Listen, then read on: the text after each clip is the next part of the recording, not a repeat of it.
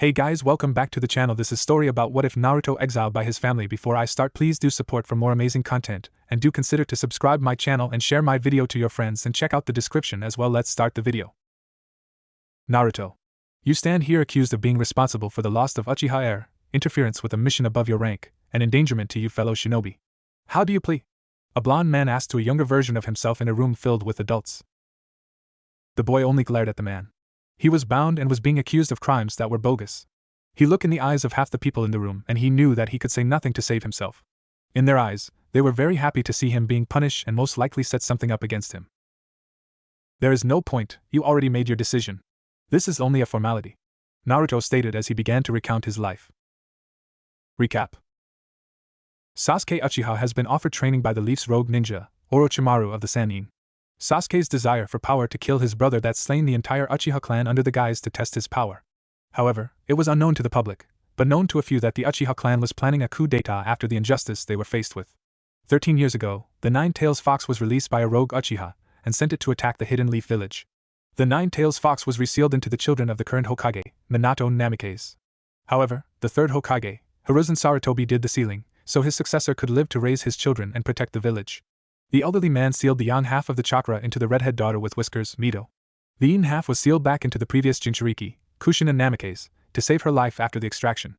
Finally the soul that controls the chakra, was sealed into a young blonde baby with whiskers, Naruto. Naruto never considered himself part of the Namikaze or Uzumaki family. As he grew up, he was forced to face the wrath of the Leaf village by himself. Due to the belief of the village is more important than the children, Naruto rarely received any attention from his parents. All of their attention was solely on Mito because she was the Jinchuriki of the Nine Tails, so she would one day defend the village from all the treats in the world. Naruto's existence wasn't acknowledged by anyone in his family. He grew up alone and in pain. The only friends that he made were the Uchiha clan and the Ichiraka family. Like Naruto, the Uchiha clan was viewed in a bad light due to the secret information of a rogue Uchiha was responsible for the Nine Tails attack. Fugaku, the head of the clan, understood his treatment and treated him better than his family and the village. Fugaku's own family became the family that Naruto never had, except Sasuke. Sasuke believed that Naruto was replacing him, so they never liked each other. After Itachi was ordered to kill the clan, Naruto was devastated and became more isolated. He would never acknowledge anyone in the village, besides the kind father-slash-daughter duo that owned a ramen stand. Naruto began to develop the mindset that Minato would never approve. The mindset of where your own needs are far more valuable than the village's needs. He stayed quiet and never rose up to be suspicious. He wanted to be away from the place that would conscript 6-year-olds into a horrible way of life. A life that he was conscripted into. During the days in the academy, Naruto did everything to be seen average, so his parents won't bother him, as they only ever cared about Mito. Those days, Mito would try to get close to her estranged twin brother, but she was the daughter of the Hokage and the hero of Konoha for being the Jinchuriki of the fox's chakra, where Naruto would be damned by the people for holding the soul of the fox. He would sneak off, avoiding all contact with almost everyone his age or anyone else. He even stopped coming to the Namikaze compound and lived somewhere else, not that his parents noticed, even with Mito bringing it up. Naruto even went as far as to only put Naruto on his shinobi register card after graduation. No Namikaze or Uzumaki. During his short career as a Leaf's ninja, he brought freedom and hope to the land of Wave, saved another Jinchuriki, saved the land of Snow, or Land of Springs now, and became a hero to the village hidden in the waterfall. The only problem was that his team, Sasuke Uchiha, Mito Namikaze, and Sensei Kakashi was part of the mission. Kakashi heavily supported Mito at any moment. He falsified his reports and gave Mito and Sasuke the credit. Then again, Naruto only fought seriously when his team was out of sight. Kakashi believed that Mito and Sasuke did it due to them having any training compared to Naruto, the boy that he didn't acknowledge as any form of contribution to the mission, any mission. Then came the Nadeshiko incident. An all-female shinobi village came to the Leaf in order to fulfill the promise that Jiraiya made in the past. Sadly, Mito was the only student of Jiraiya, so they couldn't make an alliance. Jiraiya and Minato cursed this because the Nadeshiko village was a powerful village, even if it is small village. The idea of Naruto being used never came to mind. Naruto never had any real friends besides people using him to get close to Mito. He rarely depends on his comrades. He will come up with plans that fits his needs. This problem was brought up by Kakashi in a team meeting. He suggests working together, but only trains Mito and Sasuke. He tells Naruto to do chakra control exercise. Naruto did them all and created a few himself. This only enlarged the rift with him and the Leaf. Seeing as they refused to help him become stronger, he would need to find another source. During the Chunin exam, where all 5 great village participated in, Naruto was acknowledged as an orphan by the foreigners. It didn't bother him, but when he defeated Neji and Mito in his match, it brought questions to the other Kage. They noticed the whiskers, blue eyes, and blonde hair that is shared with Mito and Minato. Minato said he was his son. That was it. He couldn't think of saying anything else because this was the first moment in his life that he thought about Naruto. All the Kages saw the look on his face and knew what that means. They were disappointed for Minato's action for a son with many talents, including his rival the Raikage. News of his status as Jinchuriki of the Soul of the Fox became public knowledge, as did Mito's status. The Kages recognized this, that even the most noble Kage out of the 5 will do the same as any other Kage. Train the one with power and ignore anything else. It was originally thought that this man was a man that wanted peace for the entire shinobi world, but his action reveals that he only cares about the leaf. During the invasion, Gaara went full-tailed beast mode, but Naruto stopped him. He used his white tiger summoning boss, Byakko, to defeat Gaara. Naruto used the summoning jutsu on accident one day and teleported to the den of the White Tiger clan. To become the summoner of the fabled clan, he had to allow them to look into his mind. If they don't like what they see, you die. If they do like it, you are in. Naruto, of course, passed with flying color. A boy grew up with hate, but never sought revenge impressed them, but they did saw a lot of hate for the village and the people, just not revenge. After the invasion, Minato gave the credit of defeating Gaara to Mito, no matter how much she protested. Sasuke only saw Naruto with his eyes burning with hatred. He knew that Naruto was far more powerful than he lets on, and he was on good terms with his own family, before their death. He couldn't stand Naruto. He was treated as the Prince of the Leaf. Hell, he and Mito were engaged to each other to strengthen the Hokage's family. Minato thought that Sasuke is a better son. Sasuke used the curse seal more often and fell prey to it. He decided to go rogue and go seek out Orochimaru for power. He left the village, and the next morning, Minato assembled a team to retrieve him under the belief that Sasuke was kidnapped by Orochimaru. A team that consisted Shikamaru, Kiba, Choji, Neji, and Mito. Naruto wasn't viewed as capable of performing an A-rank mission. A mission where any Jonin or Yanbyu could have been sent on. Instead, Genins and one Chunin was sent because they were Sasuke's friend. Naruto, however, was conflicted about not going. Normally he wouldn't give a damn, but Fugaku and Mikoto were like parents to him. After giving it a long thought, Naruto ran to catch up with them. He couldn't allow Orochimaru take control of such an asshole because Naruto knew that they loved Sasuke. Naruto only managed to reach Mito and Sasuke fighting at the Valley of the End. Naruto was about to interfere, but an old enemy prevented him to join in to capture Sasuke, Kabuto. During the exam, both Kabuto and Naruto saw through both of their disguise. Kabuto knew that Naruto is dangerous. It only became more apparent that the two fought each other in the Forest of Death when Naruto started to use Kurama's chakra. Kurama, the nine-tailed fox. Naruto managed to speak to the soul of the nine tails at a young age. Only shocked to find out the truth and that the fox is a female chakra construct, and, to see what she looks like in my story, search, Dolu Adalatsu Ma Shoutao. Only imagine 9 crimson tails on her. Throughout his life, Kurama would tutor Naruto in the shinobi way. Naruto would consider her as the only mother he has left after Mikoto's death. Eventually, Sasuke won and Kabuto escaped. Naruto was forced to retrieve his estranged twin until Kakashi showed up and arrested Naruto for not being assigned to the mission. End of recap. Is that your plea? Minato asked in a calm tone. Naruto knew it was over for him. He could see the civilian members drooling over the punishment against him. He knew they wanted him dead since he was born. Naruto tried to bring onto the table that Rock Lee was also joining the mission without the authority of the Hokage, but one civilian council member lied that he assigned Lee as backup. Something that only the Hokage can do. Just get this over with. Those asshole wants to see me dead. I bet they are the one leading this trial against me. Something that only a shinobi of high ranking could do. Naruto stated in an attempt to piss them off. He knew that they only desire power. So if they can't get shinobi power, they will get political power. How dare you! You demon! You should respect us. We own you! Shouted the angry civilian members. Surprising both Minato and Kushina, as this is the first time that Naruto was brought up in the council, and this is their reaction. I do because it is the truth, replied Naruto. You are a demon. You should be honored that we spend so much time on you. What whispered Minato and Kushina? Not believing that their family, the Hokage, consider everyone part of Konoha as family, would have such hate for one of their own. Enough! Shouted Minato to get everyone to calm down, while trying to absorb the knowledge that his village beat up Naruto. The council made an unanimous vote. You are hereby banished from the leaf. Naruto only scoffed at this. He expected public execution.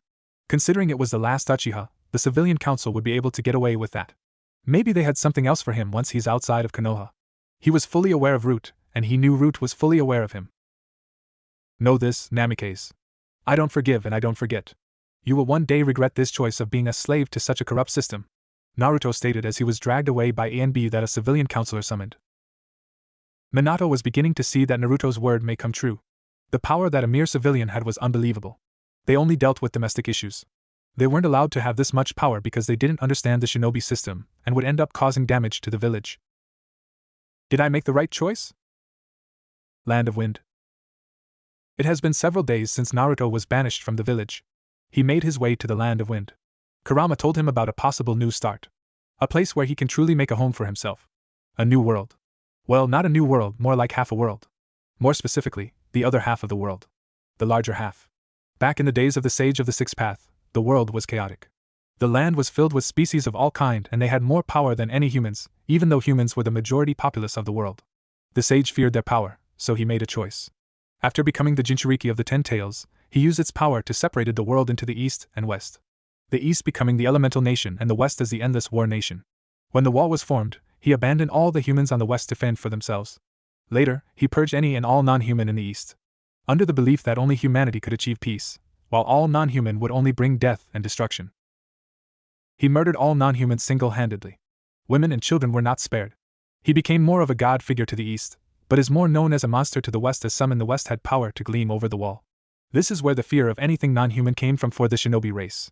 Surviving demons went into hiding as they were trapped in the east. Demons like the tailed beast that was split from the 10 tails and others like Miroyo. They grew a hatred for the sage. Miroyo decided to target humans for revenge. The tailed beast decided to target humans after becoming free from the sage. The tailed beasts would never forgive him for taking them away from their home as the 10 tails was originally created by someone powerful in the west.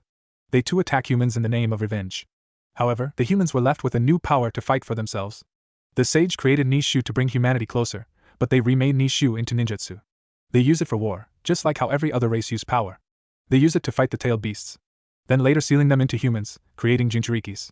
Tailed beasts were immortal, so they couldn't be killed, so they were sealed. After the birth of the Jinchurikis, they were immediately rejected by society.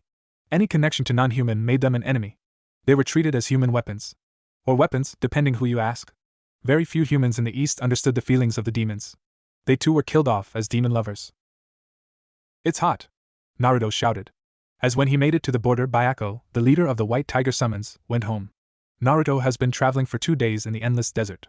Are you sure this is the only way to make it to the wall, Kurama? It's this way or you go through the land of Earth. I'm pretty sure that they won't like you going into their territory. Even when you have been banished. Just soldier on, replied the kitsune, enjoying seeing her host walking under the blazing sun in the middle of the desert. After a few more hours of scorching walk. Hey! I see it! It's the wall! As he began to jump with joy. Then suddenly stop. How do I get over it? You said that the sage made it, so chakra can't affect it. True, chakra can't touch the wall, so the humans won't explore the other side. But you have me. I still have some power to get you over the wall. Don't worry and leave it to me. Kurama said as she began to take over Naruto's body and Naruto's conscience left the control of his body. Naruto's hair changed red and his whiskers became more defined as she took the wheel. There should be AAA. Here is the secret door. Thank you, you bastard, she said as she channeled her spirit power, prana or mana or magic as you want to call it, into the wall and a doorway open. I never thought that having a piece of your power would get me back home. She grinned as she thought of the man the sealed and split her original form. In the west, Naruto then regained control of his body again. His hair becoming blonde and his whiskers becoming less noticeable. Naruto opened his eyes and gazed into the new world. So this is the west, I thought I would see bodies and destruction everywhere. He only saw a beautiful landscape. Nature looks peaceful. A wonderful forest all around him, birds chirping, and the sound of a rushing river nearby. It reminded him the forest surrounding Konoha. The place where he would usually stay and hide out during his days in Konoha. Yes, this place is definitely peaceful. Most likely due to people not being around the wall. It can't be taken down without the power of the sage, which I so happen to inherit after the sage's death. I wish my other sibling would see this. How I miss home, she said as she felt relieved to be home where she would be accepted. So now what? Go north. I remember there being the largest human city. The city of Camelot. The other race may not take a liking to you, so be careful. It was true. There are many races besides human. There were demons like her. Also, devils the weaker version of demons, but hold more potential to become stronger like humans. Then the angels that God sent to protect the world, also their counterpart, fallen angel. Yukai, like the kitsune, Nikomata, and much more. Ghouls, the mutated human that are far stronger and faster, but have the problem of the ability to only eat humans. Finally, there is the humans. The race with only the potential to become strong and they're more adaptable. They can handle the biology of any other race, so there are many humans that fell in love with the other races. Their children usually become only one race, a human or the race that is the spouse of the human. Even then, they would only be seen as half-breed. Or a late the last time Kurama was here. Who knows how much has changed in a few thousands of years. I will, but I want to meet the other races. They seem like they could be good friends. I mean, look at us. We are a family, Naruto said with a grin. Kanade could only smile at this. It has been 1 month since Naruto started his adventure. He ran into the other races, but it didn't turn out the way he wanted. Most of them attacked Naruto on sight. Naruto barely survived their encounter. If Kurama didn't take over, Naruto would be dead. There he realized that all the races' power are far stronger than chakra. If war would spread to the elemental nation, then the shinobi villages would surely lose. Naruto ran into some of the more friendly people. Flashback. Hey, I'm not here to hurt you. I'm just a simple traveler, Naruto said as he raised his hands to show he isn't a danger to the ghoul. How can I trust you? You humans always hurt me, said the ghoul. Wait. How can a ghoul be hurt by humans? I mean, aren't we weak? Naruto said in surprise at a ghoul being hurt by humans. The ghoul looked at him confused.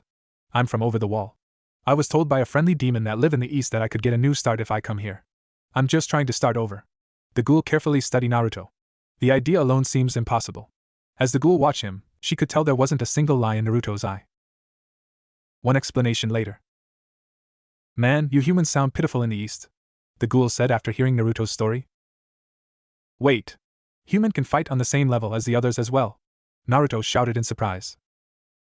Yeah, your ninjutsu, as far as I can tell, comes from the idea of wielding the spiritual side of energy and the physical side. But it seems like you people from the east only took half of each, so your body doesn't break. If you use the full power of one side, it will be enough to fight any race. Chakra sounds like downgraded version of energy here. You, humans evolved after the wall was put up. You guys couldn't compete with us, so you fought hard and evolved into what humans are now. Humans definitely earn the title as the most adaptable race. You guys develop a body to handle the spiritual side, prana, mana, or magic as you could call it. There is many name for it. Or you could learn the physical side of energy, dochi. The problem is the majority have trouble mastering those two art. Only the strong could handle it. Also, your senjutsu sounds weak. I mean, senjutsu is one of the power that is closer to God, yet it can only take down your shinobi that are barely on the same level as a warlord's lieutenant. I think you guys are making the nature energy you taken weaker, by mixing it with your chakra. The nature energy is most likely diluted by your chakra, so you can handle it. I mean, anyone can learn how to use nature energy, but that doesn't mean you should. Some races, like the Kitsune and Nikomata, are more known to have an affinity for nature energy. Everyone else, it may as well be suicide. Using pure nature energy can easily make you a warlord of a demon territory, said the ghoul, surprising Naruto that it's possible to learn a stronger form of energy now. Thank you very much. I hope I can call you friend in the future, Naruto said as he begins his journey to Camelot. Are you sure you don't want a bite out of me? I mean, I don't want you to starve, he said with a worried face. I can't take a bite out of a cute guy like yourself. I will feel bad about it later, she said with a wink, causing him to blush. I hope we see each other in the future, he said. Me too. By the way, the name is Naruto, he said as he waved goodbye to his new friend. My name is Kirishima. I hope you find happiness here. Smiling back. Flashback end. Naruto spent his travel learning how to harness one side of his energy, but failed each time. He decided to give it a break until he made it to Camelot. Finally reaching the gate of Camelot and into human territory. Halt! What is your business here? Shouted a pair guard pointing his halberd at him. Naruto just rose his arm up. I'm just a traveler looking for a new home, said Naruto. What do you have to offer to Lord Oda Nobunaga then? To join his kingdom, you have to offer our warlord something. What? You have to give up something to their leader in order to join, thought a confused Naruto, believing that they would take in all humans. Then suddenly, there is no point, said a man that appeared at the gate, dressed as a standard mage. I sense something from you, you're not human. Kill him, shouted the mage as he realized that Naruto holds demonic power in human. The guards charged at him with the intent to kill. Naruto jumped back, but without getting stabbed in the guts. Naruto pulled out a kunai and threw it at the guards, but the kunai only left a dent.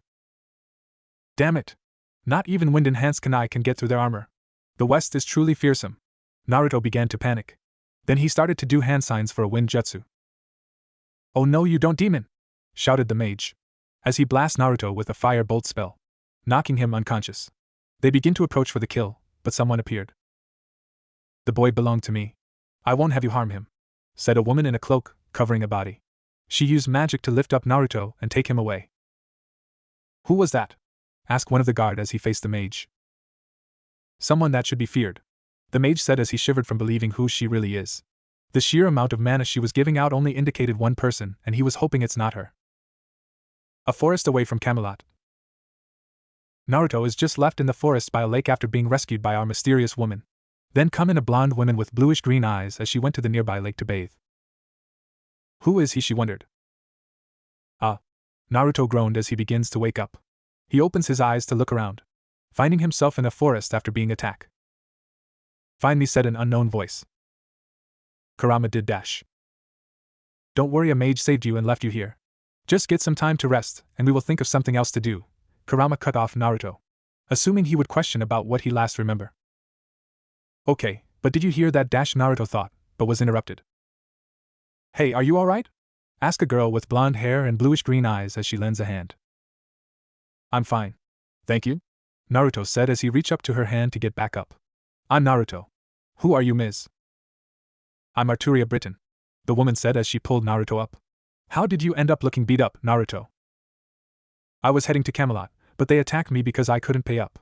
He lied to her, not wanting the cute girl in her casual wear, and Saber's casual outfit in Fate Stay Night, to be scared of him.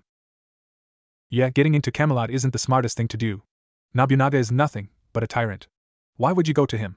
She asked as she begins to analyze him. Hey, I'm new here. I came from over the wall and heard that Camelot is where humans are the strongest. So I need some sort of starting point. Surprising Arturia. Impossible. No one can cross the wall. It's simply impossible. Showing her doubt to Naruto's story. That is where you are wrong, Missy, said a woman voice that appeared out of nowhere.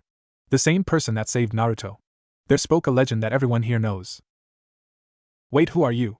Both Naruto and Arturia said as they drew at a kunai and a sword respectively. You should have heard of me, lady. I'm Merlin, the boar's sin of gluttony. One of the member of the dead 7 deadly sins. Melon said as she took off her cloak. She is seen as a slim, attractive, tall woman with 3 beauty marks below her right eye.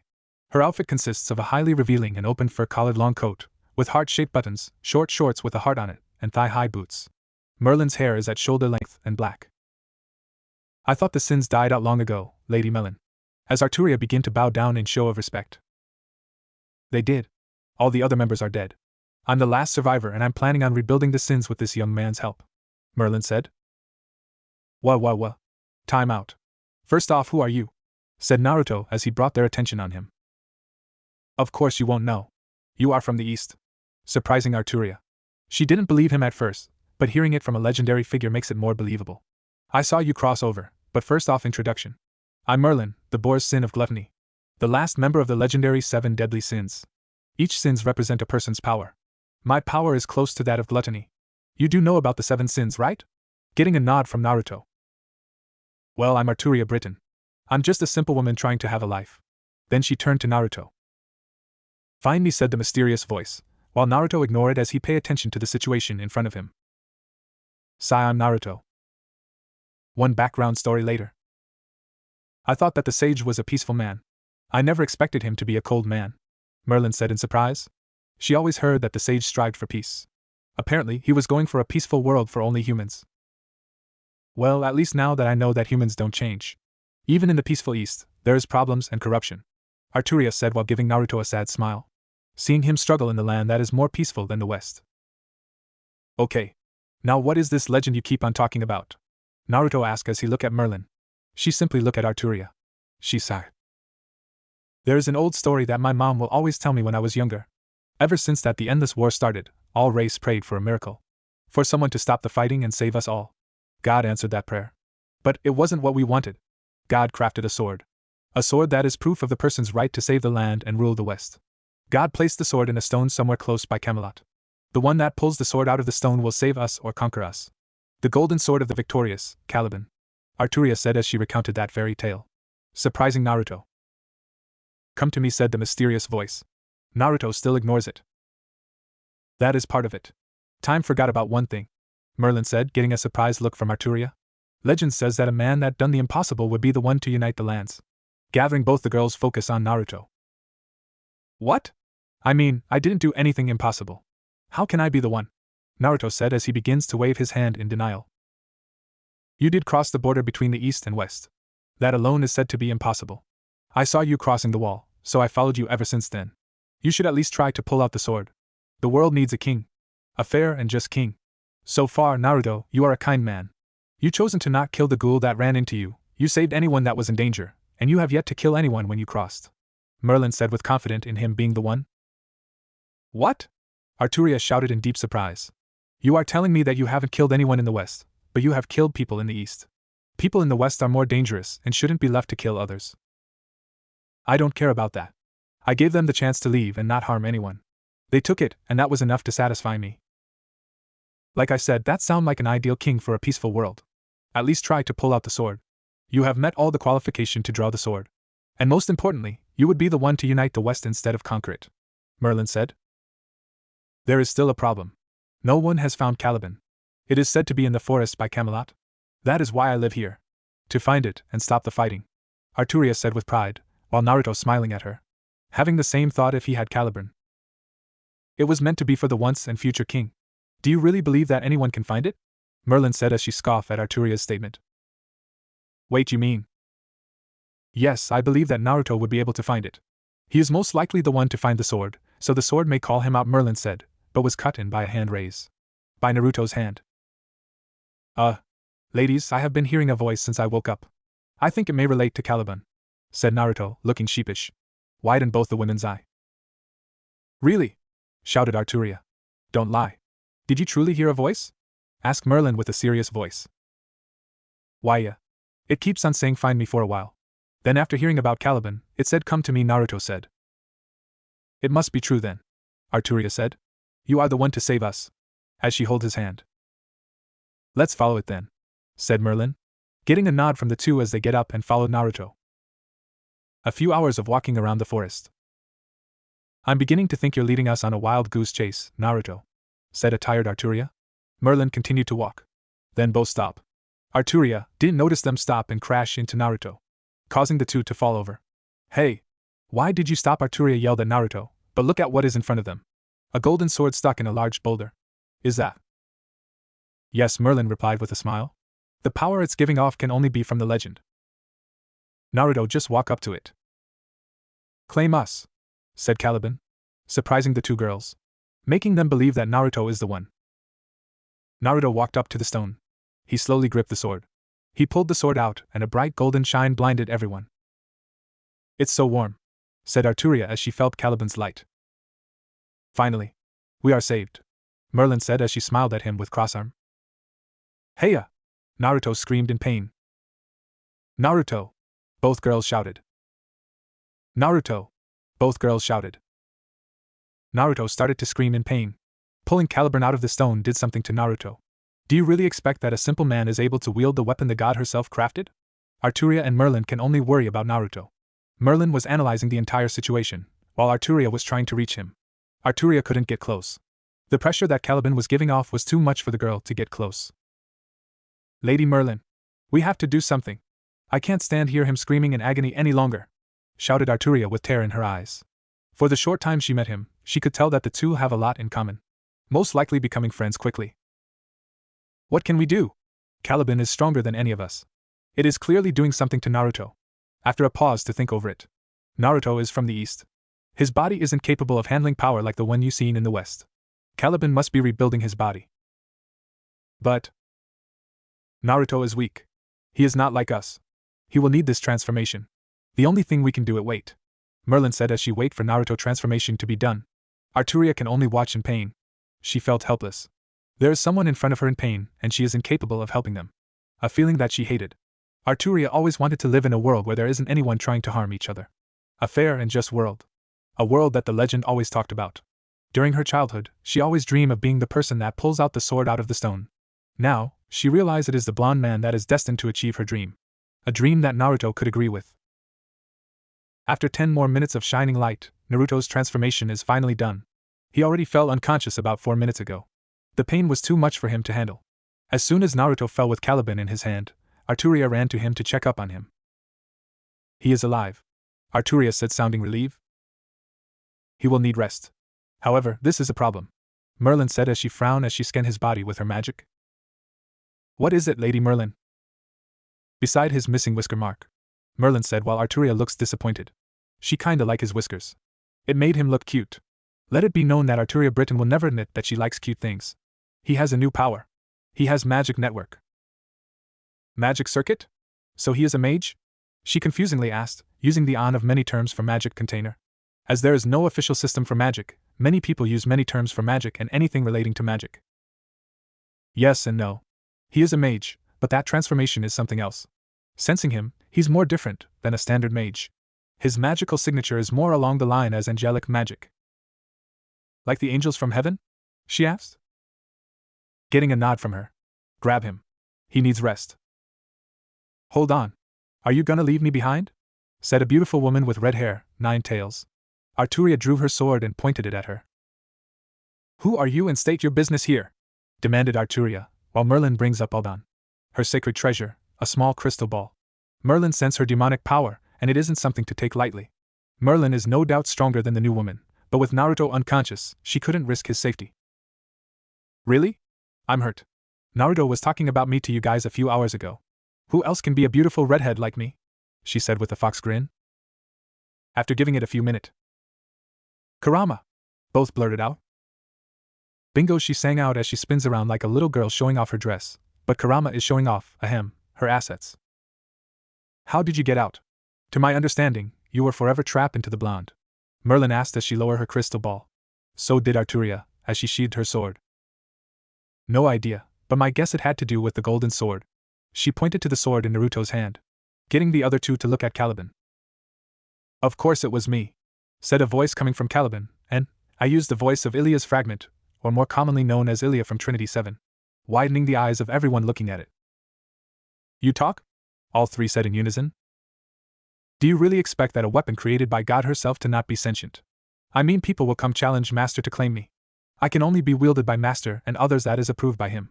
Giving time for the three to absorb the newfound information. I sense that Master doesn't desire you to be trapped, Lady Kurama, so I freed you, by giving him magic source to compensate for your departure from Master. The source that Master received are special. They are personally designed by God, so he will be a great mage if he wishes. What truly matters is that he has more power to fulfill his destiny. I'm sorry for not informing about what I was doing, I was quite tired. Waiting in the stone for thousands of years tend to make someone sleepy. The two girls just blink at them. Kurama was too busy enjoying her freedom to care about the how part. Of course it is. Kurama yipped in happiness as she skipped around. I guess it is okay. Arturia said as she sounded unsure how to respond. She still doesn't fully trust any other race. As long as it helps at the end. I'm fine with it. Merlin, finally absorbing the latest news. Arturia carried Naruto back to her home, while the other two just talk. Merlin couldn't let thousands of years of knowledge go without finding out something for herself. Caliban was in her sheath. Hello, Caliban said as she gains everyone's attention in Arturia's small home. I'm new here, but all of you know the legend, right? Getting a nod from the two humans? So Master will accept his role to unite the land? Getting a nod from Kurama. Knowing her former host for the longest time and how he wants to help people. I watched the land from the beginning. The only way he has a chance if Master gains more power. I recommend starting with gaining the aid of the pair heavenly dragons. What? How can we get those two monsters to help unite the land? They spent their time destroying then helping. Shouted Arturia. Not liking the plan already. Calm down. That is true, Albion and Drake has been raising the land for a long time. However, they were sent with me by God, so they will answer to Master if he shows me. They are loyal to the once and future king. Now he finally arrives. They will accept him as their master. However, they may test him, so Master should focus on gaining power. Getting a nod in agreement from the three. 4 days later. Naruto moans in pain as he finally wakes up. What happened to me? As he begins to get up and look around the room. Only seeing a sword. Oh Master! You are finally awake! Caliban said in glee. Blink blink, okay, back to sleep. I'm still dreaming. Naruto went back under the covers. How rude, Master. I'm real. This isn't a dream. Then how are you talking? Swords don't talk. As he pointed at the sword. Simple. I was created by God. Blink fine. You are real. He accepted. Any creation of God is special, so this should have been expected. So what do I call you? Caliban is fine, Master. Oh, I should mention that I modified you. What? He shouted in disbelief. He didn't like the idea of messing his biology. Sorry, Master. You are weak, the words stab him right in the heart. Human, Another attack to his heart that lacks power, and another strike and can't take on anyone on this side of the world alone. And finally bringing Naruto down to the ground on his knees crying. I don't mean to hurt your feelings, master. I did some good for you. Is there anything else different with me? He said weakly. Still weak from her words hitting his pride. Your eye color change. Really? What color are they now? Well, one eye is still blue. Your other eye is red now. I believe that the red eye represents your newfound magical power. That is great. At least I will be able to stand out now. So what is this great magical power that I have? Not really caring about his now heterochromatic eyes. He actually found it cool. Well, your magical source are special. They were designed by God. Widening Naruto's eye. They have the power to connect to the king's treasury. I believe she called it Gate of Babylon. It is a special gate that only you can summon. It's a pocket dimension that holds every weapon ever created. God believed that the treasure of the world belongs to her chosen one. That is you. So let me get this straight. I can summon any weapon I want that has been ever created? Yes. Even the one in the east? Yes. Hell yeah! A whole arsenal of the greatest weapons sound badass. Naruto shouted in happiness. Hey, Kurama! Did you hear that? He got no response from her. Kurama still no response. Oh, master, getting his attention. Due to the immense power of your new circuits, I was able to safely release Lady Kurama from her imprisonment. She, as well as the Lady Arturia and Lady Merlin, are out now. Really? Please don't lie. Naruto screamed, not wanting to believe this to be a lie. He always wanted her to be free. Yes. They will return at the end of the day. Although Lady Merlin had to leave. She said she needed to rebuild the 7 deadly sins for the upcoming war. What war? He said with worry. The Unity War. You will be fighting to unite the land, right? After a minute of silence. What? I can't fight in a war. They are too powerful. I mean, I want peace in the West, but I can't do it. Now. You have new powers and you can train to become stronger. Lady Kurama told us about your desire to see the races living together in peace. If you train hard, it will become a reality. Also, it's your destiny to rule the West. You pulling me from the stone is proof. I'm just happy that you're a fair and just man. Making him smile. I'm in. So how are we gonna do this? Asked Naruto with fire in his eyes. First, you will be training in swordsmanship with me and Lady Arturia. Master, I believe she is quite taken with you in the short time you spent with her, making him blush. He found her beautiful.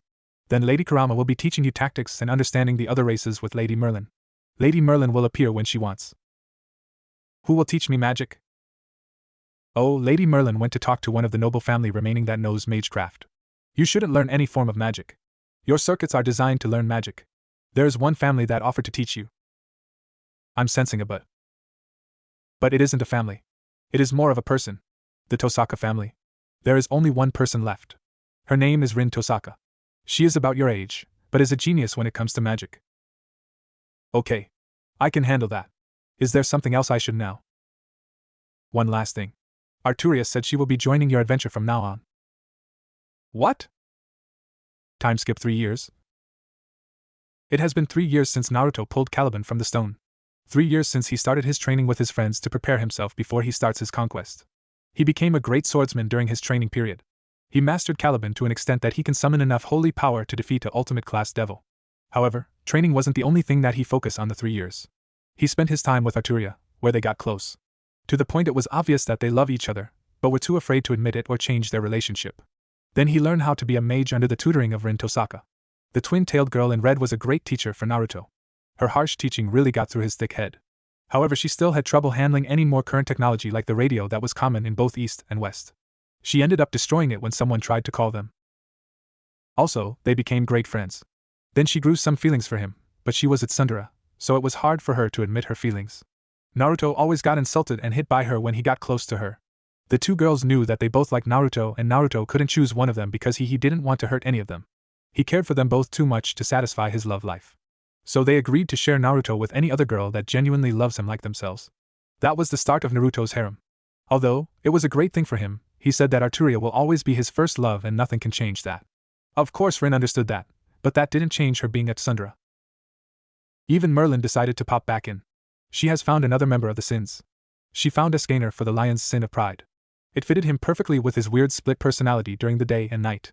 Although he is the strongest human, he wasn't given the sin of wrath to be captain. There was someone else to fit that position. She needed to find him. Even though she was searching for members, she found someone unexpected. She found a goddess. The Lady of the Lake, Lady Vivian. The ruler of Avalon knew of the legend of Naruto becoming king, so she decided to aid him. She ordered Merlin to bring Naruto to her. She gave Naruto a holy sword, but not just any holy sword. The sword of promised victory. The sword forged by the planet as the crystallization of the wishes of mankind stored and tempered within the planet. A sword that formed from the prayer of victory from all races and brought into reality by fairies. It was a sword specifically crafted for him, and only him.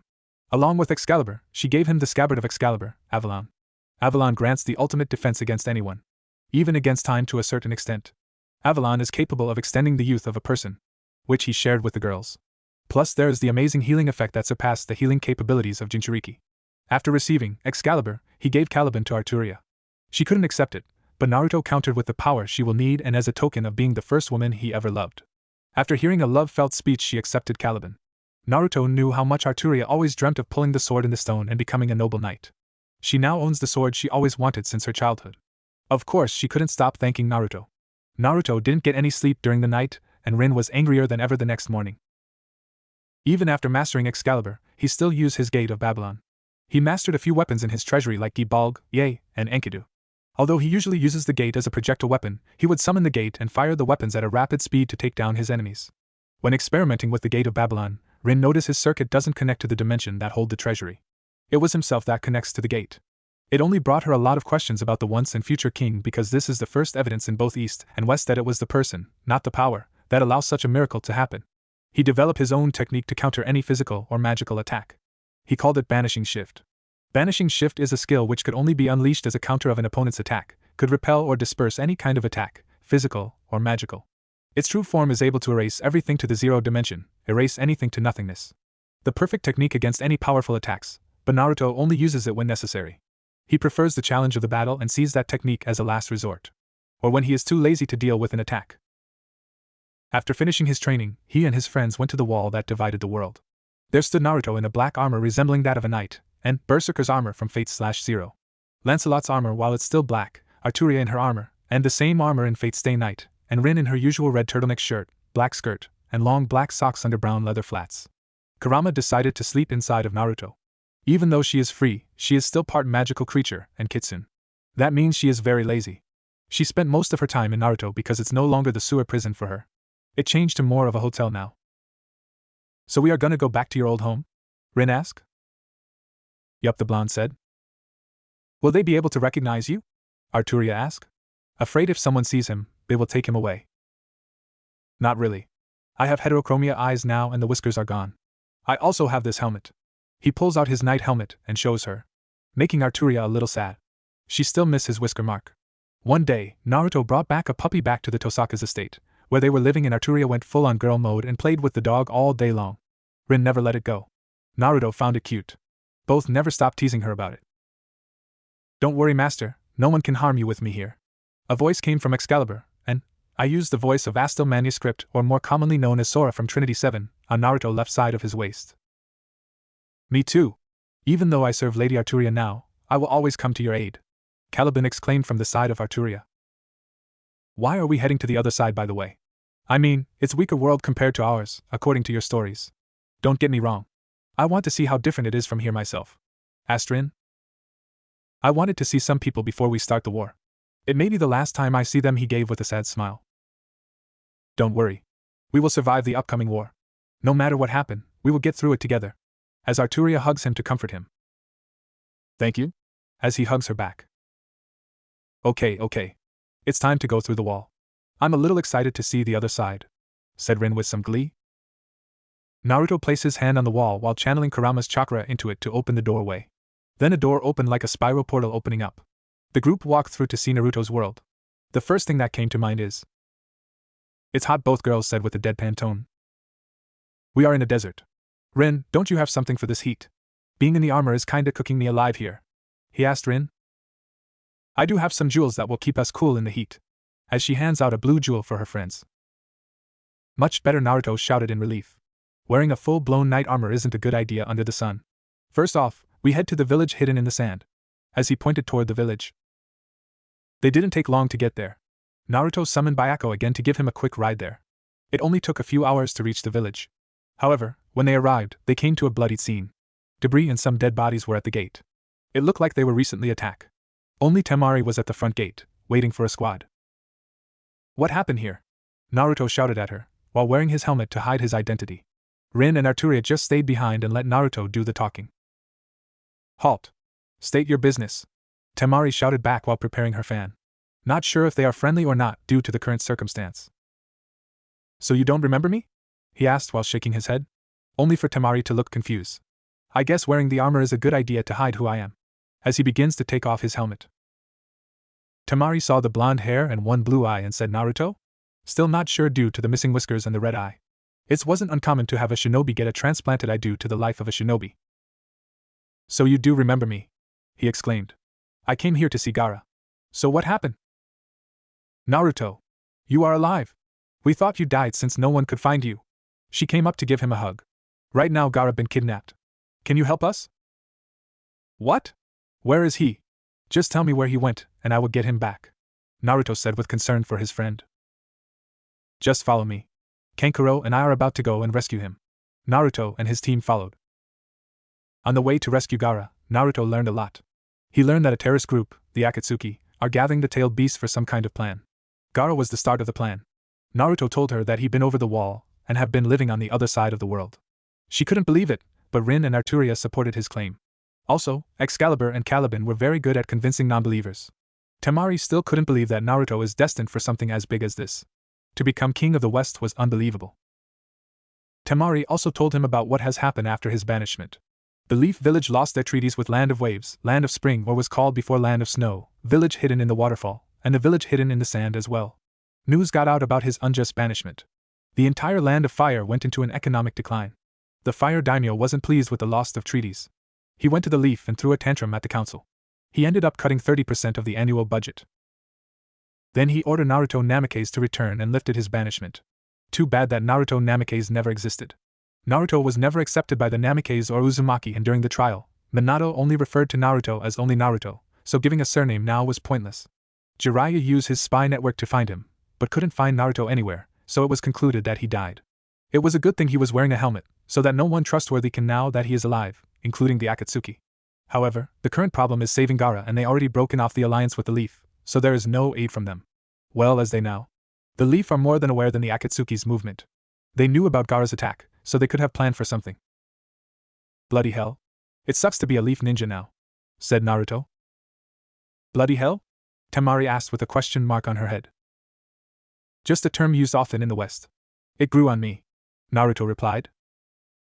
That explains your new accent. It's completely different from anything I heard, said Temari. I find it cute, said Arturia. I call it going native, Rin stated. Naruto quickly adjusts life to the West, no problem. Even with the strict laws on traveling due to the ongoing war, he still had a nice time in the towns nearby. It was quite refreshing seeing that children playing and enjoying life instead of training to prepare for an upcoming war. Throughout shinobi history, shinobi were in an endless conflict as well till the shinobi system was established. Once established, the war became worse than ever before. The only good thing about the system is the time of peace that came after the massive death toll on shinobi population, not counting civilian population. A good 10 or so years to rebuild their numbers. Lord Naruto, I sense the presence of another just like you, said Caliban. That has to be Gaara. Naruto as he approached a river with a large boulder in the way. Then suddenly. What are you doing here, Leaf Shinobi? Temari growled when she saw Kakashi, Guys, Mito, Sakura, Niji, Lee, Tenten, and Sai, Naruto's/Sasuke's replacement. Ma. We are here to help, Kakashi said, trying to be friendly. He focused his attention on the man in a suit of metal armor. Unable to sense who he is due to his lack of chakra. I'm more worried about your friend in the armor. He seems weak, making Rin and Arturia a little mad for the insult of their boyfriend. Something that Kankuro bitch about when he talked to the girls. And who wear a full body armor. Only a samurai would wear one. It was the common belief that shinobi were superior to samurai in every way, but that was a lie they tell themselves. Samurai take their training far more seriously, so a single samurai could give a chunin a death battle.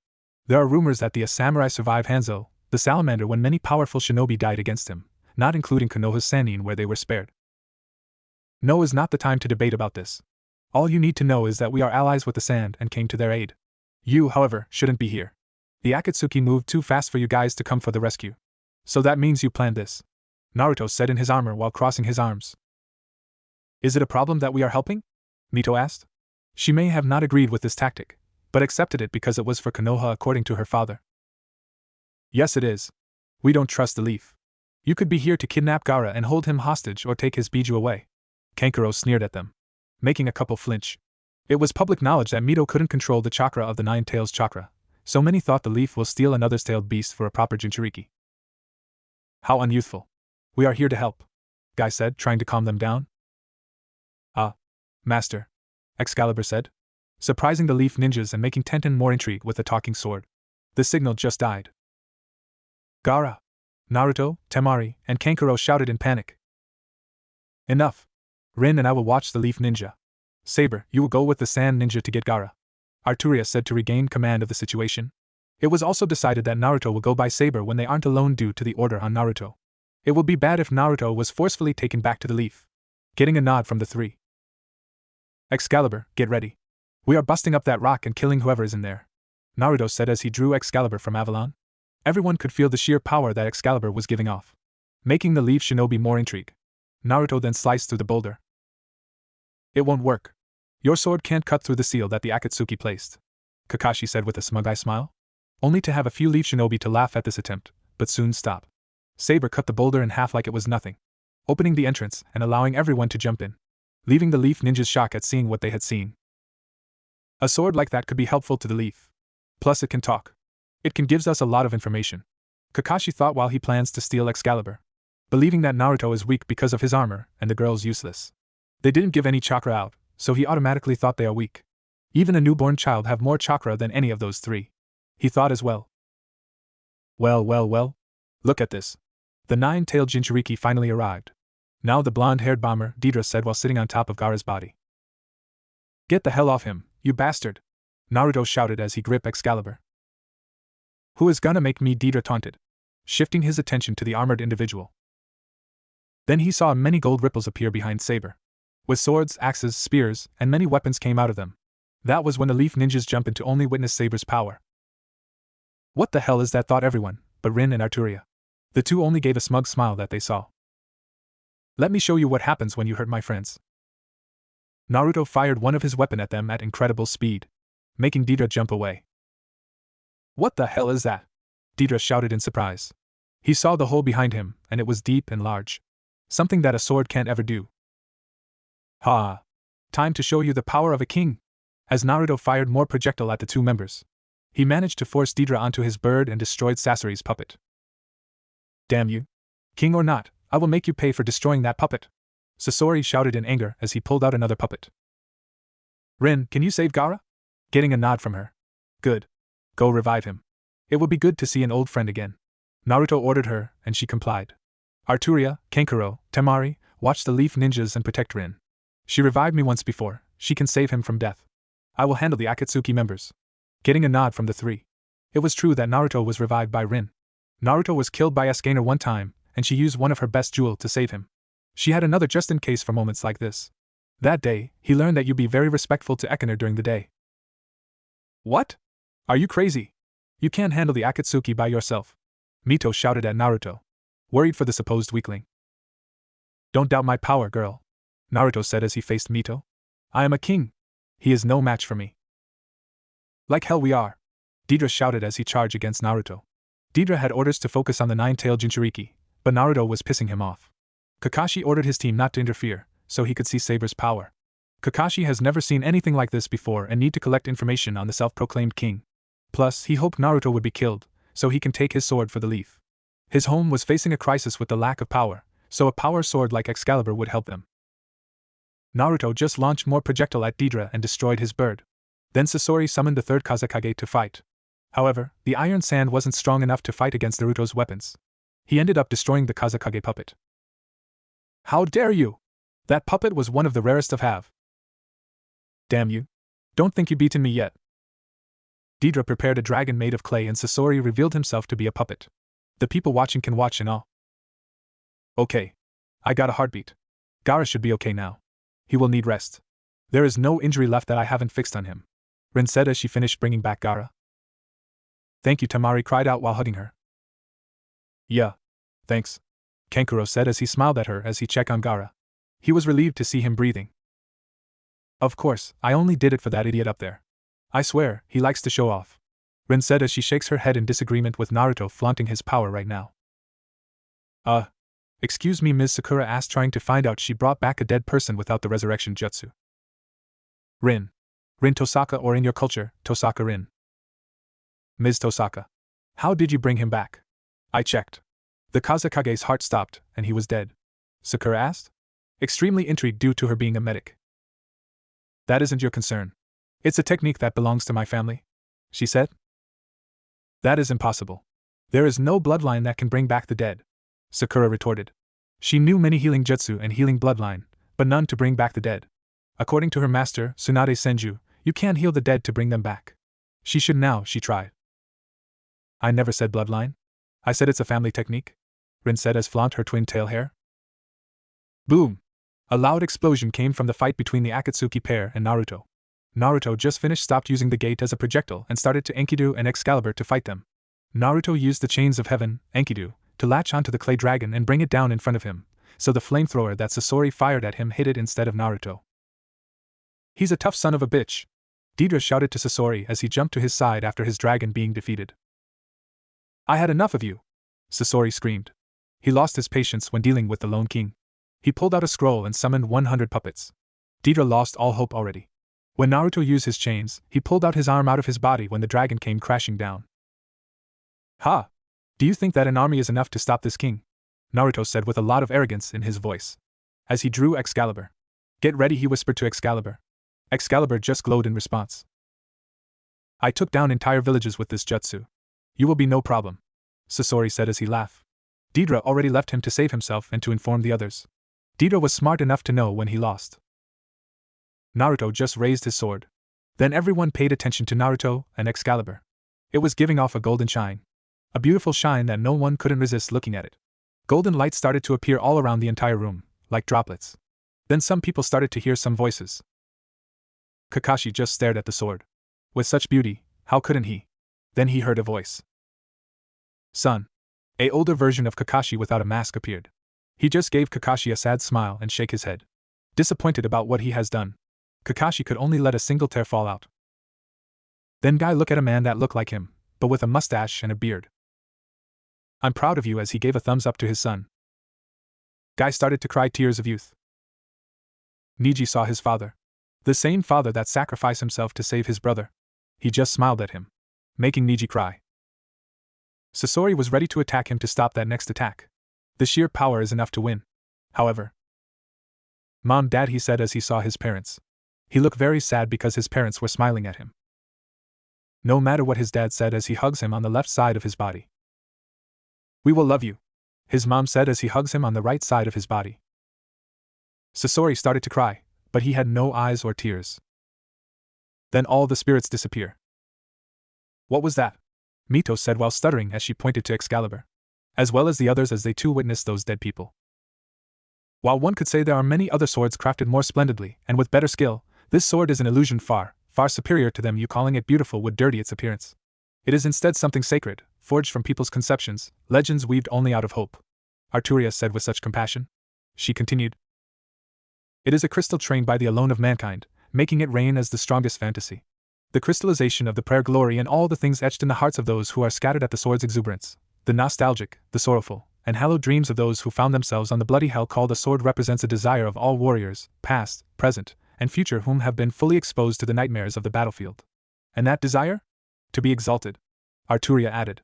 The most one out of the two that knew more of holy swords. Its name transcends all boundaries. Time and space. Cultures and languages. Nations and borders. For its name is Dash.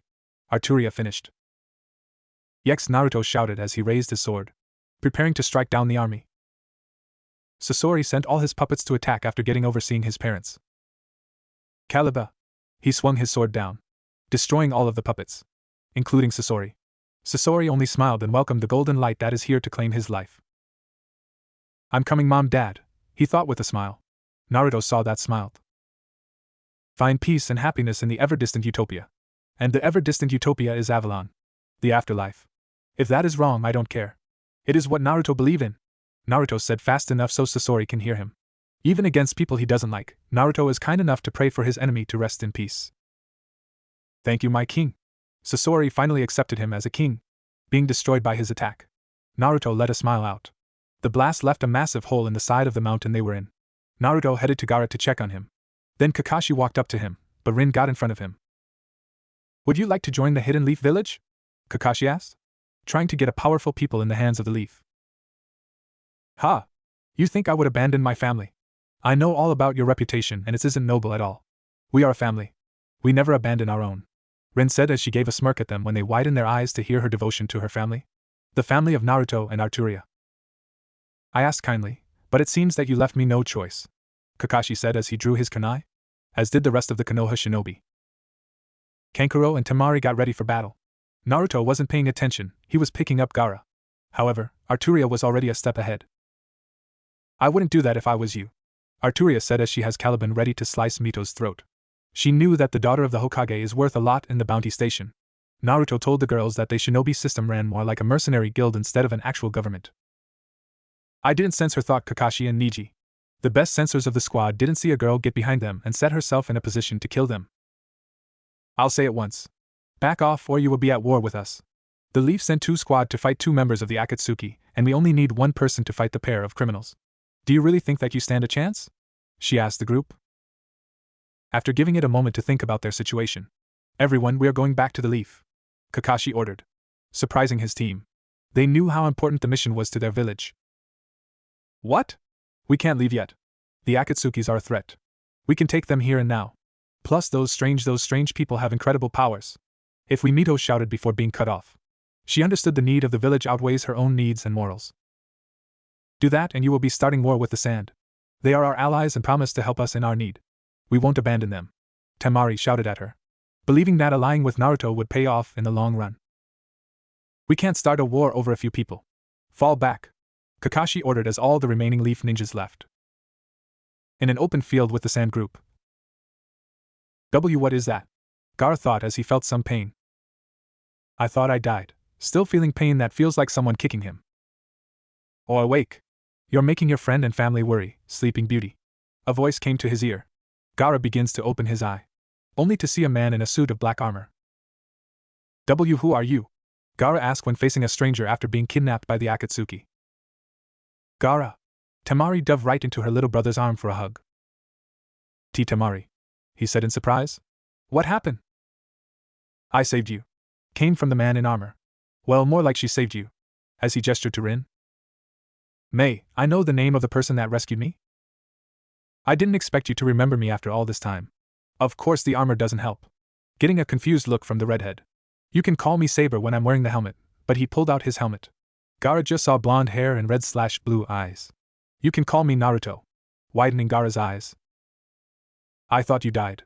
Gaara stuttered as he is seeing his first friend in 3 years. Let's keep it that way. I don't need any attention on me now, he said with his trademark grin as he offered his hand to get up. You have always been the unpredictable one, my old friend. As a reach up to grab it. Hokage Tower in the Hidden Leaf Village, 3 days later. There in the Hokage's office, Minato, Jiraiya, Tsunade, and Kushina waits for Team Kakashi and Team Guy. Jiraiya gathered intel on the Akatsuki's first target, Gaara. Minato planned for rescuing the Kazekage and having the village sign an agreement where the sand sell the precious metals only found in the Land of Wind at a price of their choosing and an alliance where only the Leaf benefit. The Leaf didn't have the power they had before and their economy was falling with their lack of power. They needed money and power to bring the Leaf back on top of the shinobi world. Report, Kakashi, Minato commanded with a frown. Not seeing the Kazekage and with them didn't sit well with him. You are not going to like this, sensei, said a tried Kakashi. Okay. Everyone but Kakashi, Guy, and Mito are dismissed. One explanation later. So this Saber managed to fight 2 of the most destructive ninja capable of jutsus to level battalions by themselves and managed to kill one and cripple the other. Getting a nod from Kakashi. Also he has this odd ability that forms gold ripples out of thin air and weapons of incredible power shot out of it to fight the 2. Another nod. Then, he has a friend that is capable of bringing back the dead without Orochimaru's resurrection jutsu and another person capable of sneaking behind and in a position ready to kill Mito? Another nod and an embarrassed look from Mito. She was a proud shinobi of the Leaf and she allowed someone that was in their eyes, a dead body moving, in a position to be killed. She was trained to be the best. After finding out that every time that she uses the slightest amount of the Kyuubi's chakra, she goes berserk. No matter how many seals and training she had, it was simply impossible. It was theorized by Jiraiya that they needed the Kyuubi's soul to have some form of control on the chakra. Without the soul, the chakra is pure unrefined power that only knows how to cause destruction. Then hearing about a sword capable of summoning dead spirits interested Minato, Kushina, Tsunade, and Jiraiya. Something that Minato decided to file in his head. He as the others lost people and wanted to see them. A sword capable of doing those deeds is something that they all want. Lastly, he and the two girls that shown amazing power didn't show any signs of a large chakra reserve. No chakra at all. I used my Sharingan and saw no chakra or even a chakra coil. Niji saw nothing at all. It was as if they weren't there at all. Looking ashamed. He is one of the best the Leaf has to offer and he couldn't figure out the power level of 3 people. That's impossible. You need chakra to be alive, Tsunade stated. An expert on the anatomy of the shinobi body. Ah. As he rubbed his head. Do you know anything about them? He asked the 3. The sword of the girl and that guy, Saber, can talk. Just by seeing one of the sword's power, we can assume the other one holds great power, said Kakashi. They're allied with Sand.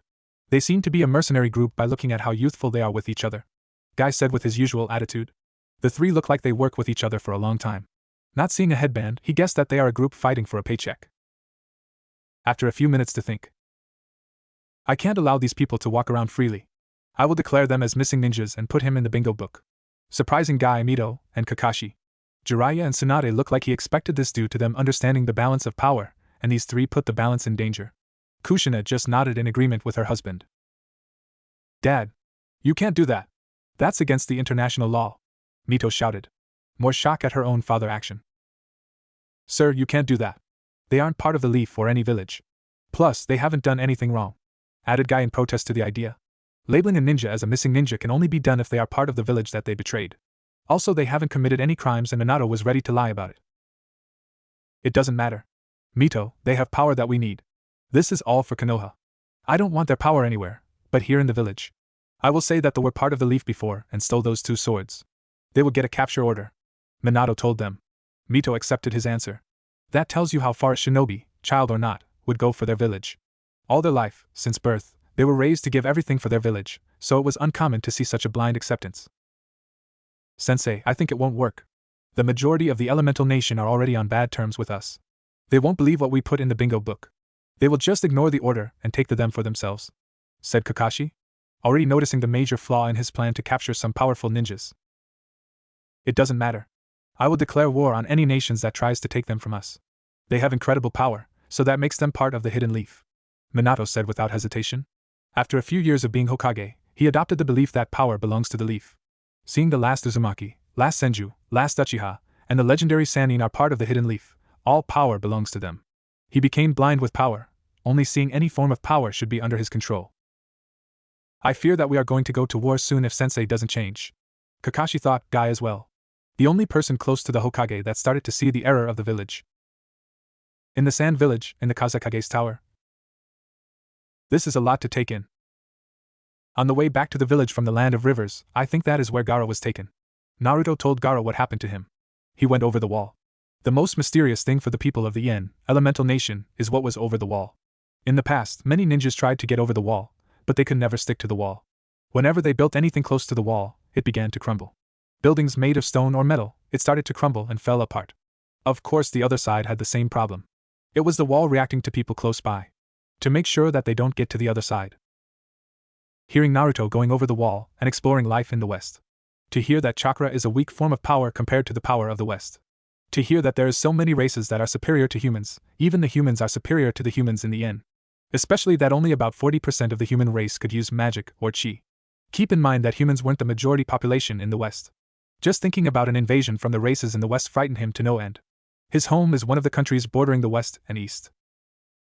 Thank God for the wall, Gaara said after finally absorbing Naruto's new life. As much as I want to help you and give you the full support of my village, I can't. We'll simply be wiped out in the first battle, he said sadly. He wanted to help his friend accomplish his destiny of becoming king, but hearing the sheer power of the West, a decision like that can't be taken lightly. He is Kazekage now and needs to think about the village first. Don't worry about it. I never intended to ask for help. I just wanted to see all you guys before I go off.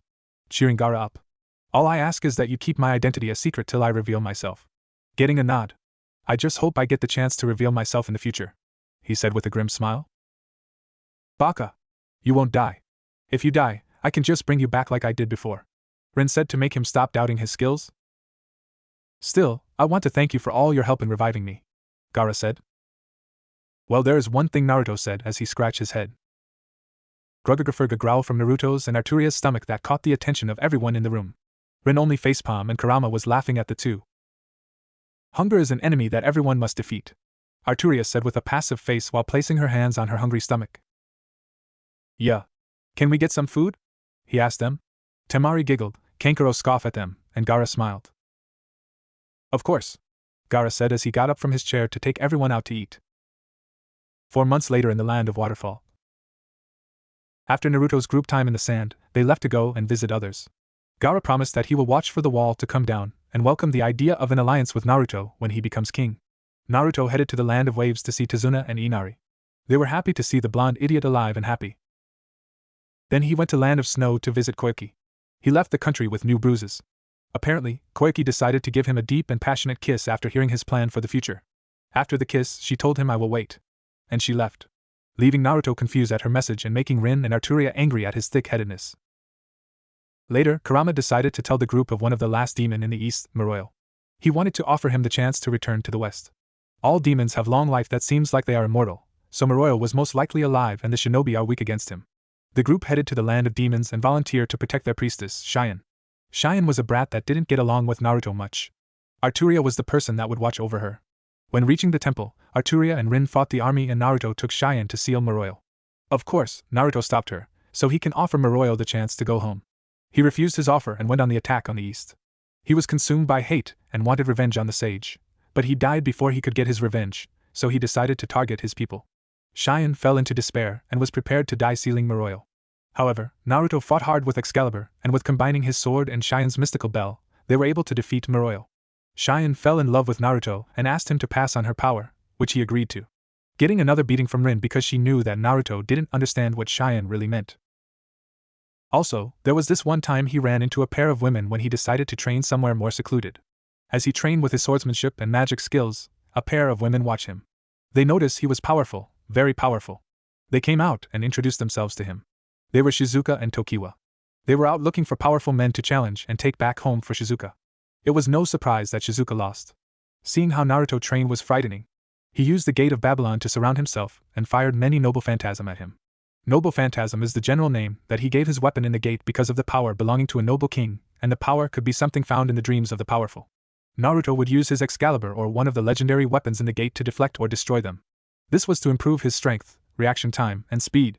Shizuka didn't felt ashamed to losing against Naruto, and happily accept him as her new husband. However, there was a problem, he wasn't ready. He told them his story after making them promise not to tell anyone. They were surprised to learn that he was the former son of the Hokage. Even more surprised to learn about the mysterious West. They were skeptical at first, but the looks in Naruto's eye told them he was telling the truth. She promised to wait for him. That was when he finally understood what Koiki meant before. He happily agreed, forgetting to tell the others about the news. It was going to be an interesting reunion for him. We can't forget the village hidden in the star. They had trouble with their leader forcing the next generation of star shinobi into a dangerous training. When Naruto and his friends came along, they were saved. Oh, also he killed the zero-tailed beast. When there was trouble with the land of the sky, Naruto took care of it.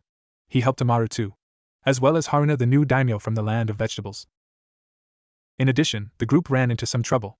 Throughout their journey, they were attacked by hunter ninjas from the Leaf. They intended to capture them at all costs. During their time in snow, they found themselves in the Leaf's bingo book. That pissed them off. To find out that they made up many lies to get them into the book. The first time they ran into the Leaf, they allowed them to retreated. The rest of the time, they went back to the Leaf in Body's bag. They were already criminals in the eyes of the Leaf, so why not commit some crimes in the land of fire? The fire daimyo didn't like all the complaints coming from all the nobles in his land. He was getting reports of several crimes committed in his land by 3 people. Of course, the daimyo figured out that Minato was up to his old ways again, but this time, he couldn't stop him. They committed several crimes: theft, vandalism, Dainandash, murder of Leaf ninjas, and more Dainandash incident. He just let the Leaf ninja do their hunting and kept his men out of this affair, knowing the truth and the injustice done by Minato. By the time they reached the land of waterfalls, 3/4 of their hunter ninjas and 1/4 of their Yanbiyu, and many Chunins and Genins and few Jounins died. Minato believed that as soon as he gets them, the village won't need to worry about power anymore. He believed the Rin's power to bring back the dead was enough to bring back the best they had. How wrong he was. The ranking of the major village drastically changed. The sand began to grow stronger due to aligning themselves with countries that Naruto helped. Mist got out of their civil war and managed to fill in all of the 7 swordsmen of the mist, except for Kisame. His position was replaced by Mangetsu. He is alive in my story, as a swordsman capable of wielding all swords. The group alone brought them up to strength. The new ranking from 1st to 5th is Cloud, Stone, Sand, Mist, and finally Leaf at dead last. They lost too much reputation to gain any good jobs and lost too many people trying to capture our trio of heroes. The village was in such a bad state that Jiraiya started to donate his money from Ika to the village. Also, the Uzumaki wealth dwindled drastically. Kushina used the entire money of the former village of the Uzumaki clan to help the village stay afloat. Now, we find our band of heroes in Waterfall Country. So this is our last stop? Asked Arturia. Yeah. I want to say goodbye to Shibuki. He is a good man. Naruto replied. How far is it? Rin asked. Already tired from all the walking. Not that far. Just an hour more of walking. Boom. What was that? Arturia said as she drew Caliban. I don't know, but we should check it out, Naruto said as he put on his helmet, preparing for a possible fight. Naruto-chan, we need to move faster. I sense Chomei nearby, Kurama shouted, worried for her younger sibling because of the recent Akatsuki attack. The group managed to find out that they only captured Shikaku. Ever since news of Gaara's capture, the other nations kept their Jinchuriki safe from them, and the 3 heroes managed to stop the attacks. When Yujito was targeted, Naruto was nearby and saved her. Kakuzu and Haiden managed to escape from Naruto's wrath. Damn it. I think the Akatsuki is going for the Jinchuriki of the 7 tails, Naruto said as he picked up the pace. They group hid in the trees near a battle between the zombie duo of the Akatsuki against a tan-skinned girl with green mint hair. By looking at the girl, she looks like she was ready to give in to her capture. Give up, Jinchuriki. You won't be escaping us this time, Kakuzu said, seeing the girl is on her last leg. Come on. Keep fighting, so I can sacrifice you to Jashin-sama. The crazed priest, Haiden screamed out. I can't keep this up, Fu thought as she begins to accept her fate to be captured by them. I don't think so, a man's voice came out, getting the 3's attention. You! Both Akatsuki members screamed as they recognized the man that stopped them from capturing the 2-tailed Jinchuriki and nearly killed them. Who are you? Fu said with some concern in her voice. A king, the man in a suit of armor said. Then she widened her eyes. The man summoned a dozen golden ripples right behind him, making the Akatsuki stare in fear and her in awe. So will we fight Akatsuki or will you run away like last time? He said. Surprising for that this man managed to make these 2 monsters run away. Damn it! We can't take him on. Only Leader-sama can take him on, thought Kakuzu thought as he remembered the last battle and the order that Pain will deal with him. You might have killed the puppet, but you won't be able to kill us, Haiden shouted as he charged at the man. However, he stopped. Kakuzu sent his treads to restrain his partner. Stop, Haiden! We will die if we face him. We need to retreat and tell Leader-sama we failed. Damn it! As he resigned to retreat. The 2 members retreated back to village hidden in the rain. Rin ran over to Fu to heal her up. Thank you so much, sir, Fu said as she gave a deep bow to the man that saved her. It's no problem. You are a ninja of Waterfall. Shibuki wouldn't be happy to see any of his people captured. You know Shibuki? Yeah, we are old friends, he said with a smile, but no one could see it under his helmet. We should go to the village. It's still dangerous out here, Rin said. I agree. The Akatsuki could still attack or the Leaf may send another team due to us being close to their country, Arturia said, surprising for that the Leaf is after her hero. Oh. I should at least get the name of my heroes. I'm Rin Tosaka. I'm Arturia Britain. I will tell you once we get to Shibuki. I need to hide my identity. Getting a happy nod from her. The 4 head off to the village hidden in the waterfall. Once in the village, Shibuki brought the group into his office. After hearing the story of Fu being attacked by the Akatsuki, he began to worry for her and his village. Then when the man in the armor took off his helmet, everything changed. To hear that the story of their hero was mind-opening. Naruto, please take Fu with you, Shibuki said while bowing to him on his knees. Said both Naruto and Fu. Fu was blushing at the idea of going with Naruto. She idolized him after he saved her village from the traitor, Suion. Then she developed a crush after him rescuing her from certain death. Are you sure? I'm going to a place where Jinchuriki are weak compared to others, he said. Yes. The Akatsuki is a threat that I can't handle. Fu got lucky due to you visiting me. I fear she won't survive another attack and we won't be strong enough to handle them. As he began to get up. Plus I know you will protect her. getting a smile from Shibuki which Naruto returned with his own. Naruto faced Fu. Fu, do you want to go west with me? To go into war with people far stronger than anything in the east. To face certain death with little chance for survival, he said with a smirk. Of course. I will be safer with you, Naruto-sama, she said with a smile. By the way, call me just Naruto. She smiled even more. Hi, Naruto. The two begins to walk off together talking to each other. Why is it that every girls he meet, they fall in love with the idiot? Rin asked Arturia tiredly. He's Naruto. We can't stop that, Arturia said happily, not minding all the attention that Naruto is getting. She is still getting the most attention from him compared to Rin. Something that she plans to change. We now find our newcomer, Fu, joining the group.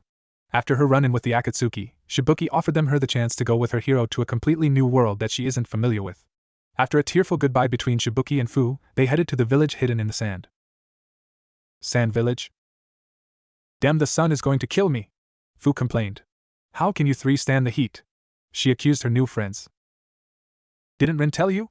Naruto asked her. Tell me what? As she narrowed her eyes at him. Rin stepped up, gathering her attention on her. I have a spell that can keep you cool in the hottest temperature, she said with a big grin, causing Fu's jaw to drop. You! How come you didn't give it to me? An angry Fu shouted. Well, you need some kind of welcome gift. I figured the appreciation for my genius talents would be a good gift, she said with a smug. It would have been better if you did cast that spell on me. Rin just ignored her and continued to the village's gate. Why you? Get back here! Fu screamed at her and chased her, demanding her to cool her off. I feel like those two will become good friends, Naruto commented. Not unless Fu kills her first, Arturia said with a smile. They do have a unique dynamic. Time skip. There in the village hidden in the sand, Naruto and Gaara came up with a plan to deal with the box of unlimited bliss. They came up with the idea that Naruto tried to assassinate Gaara and later be captured and sent to the blood prison. Naruto, under a fake identity as Tatsumi, was trying to assassinate Gaara to weaken the sand village. Naruto pleaded that he was taking a job from the leaf village. Something that they denied, but their reputation suggested otherwise. To be honest, it was one of Minato's plan for bringing power to the leaf by weakening the others. Of course he couldn't say that and there was no real proof. The trial was held in the Land of Irons with all 5 Kages attending due to him being sent to Hozuki Castle. A prison that needs to be approved by all. Naruto only said that the leaf hiring him due to planting the seed of suspicion on the leaf for everyone, except for Gaara. He started to doubt them after hearing that they were planning to rescue him from the Akatsuki. He was later sent to be punished. He still had his chakra coils and with the help of Kurama, she managed to make it look like that Tatsumi was on the level of a Kage to draw out the perpetrator. Naruto went into the prison to do his job. He was confronted by Mui, the head of the prison, and taken captive to be an offering for the box. However, he escaped from Mui and his men. The fire release, Heavenly Seal didn't work on Naruto because he didn't use chakra to escape. He just summoned one of his noble phantasm to fight his foe, but he didn't escape without taking some hit. He ran and hid in a cave near the prison. There he rested for a while until another prisoner confronted him. This prisoner was Ryuzetsu. She came in to heal him and talk about her purpose there. They got along well and agreed to work together to kill Mui and destroy the box of unlimited bliss. The problem was that they needed to find the box. They decided to wait until Mui made the first move. Mui got tired for searching for Naruto and decided to harvest the other prisoner's chakra for the box. There Mui finally faced his son Muku, that he wanted to see for a long time. Muku, who was really Satoru, the demon in the box, was wearing his skin to finally escape the box. Just before Muku was about to impale Mui, Naruto and Ryuzetsu went in and Naruto used Enkidu, the chains of heaven, to restrain Muku and save Mui.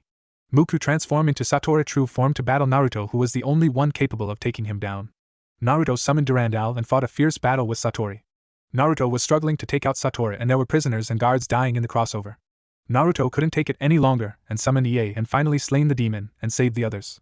Mui was grateful for Naruto and Ryuzetsu's help in saving him and ending the nightmare of the box of unlimited bliss. He allowed the two to leave the prison due to the understanding of their reason in the prison for the first place.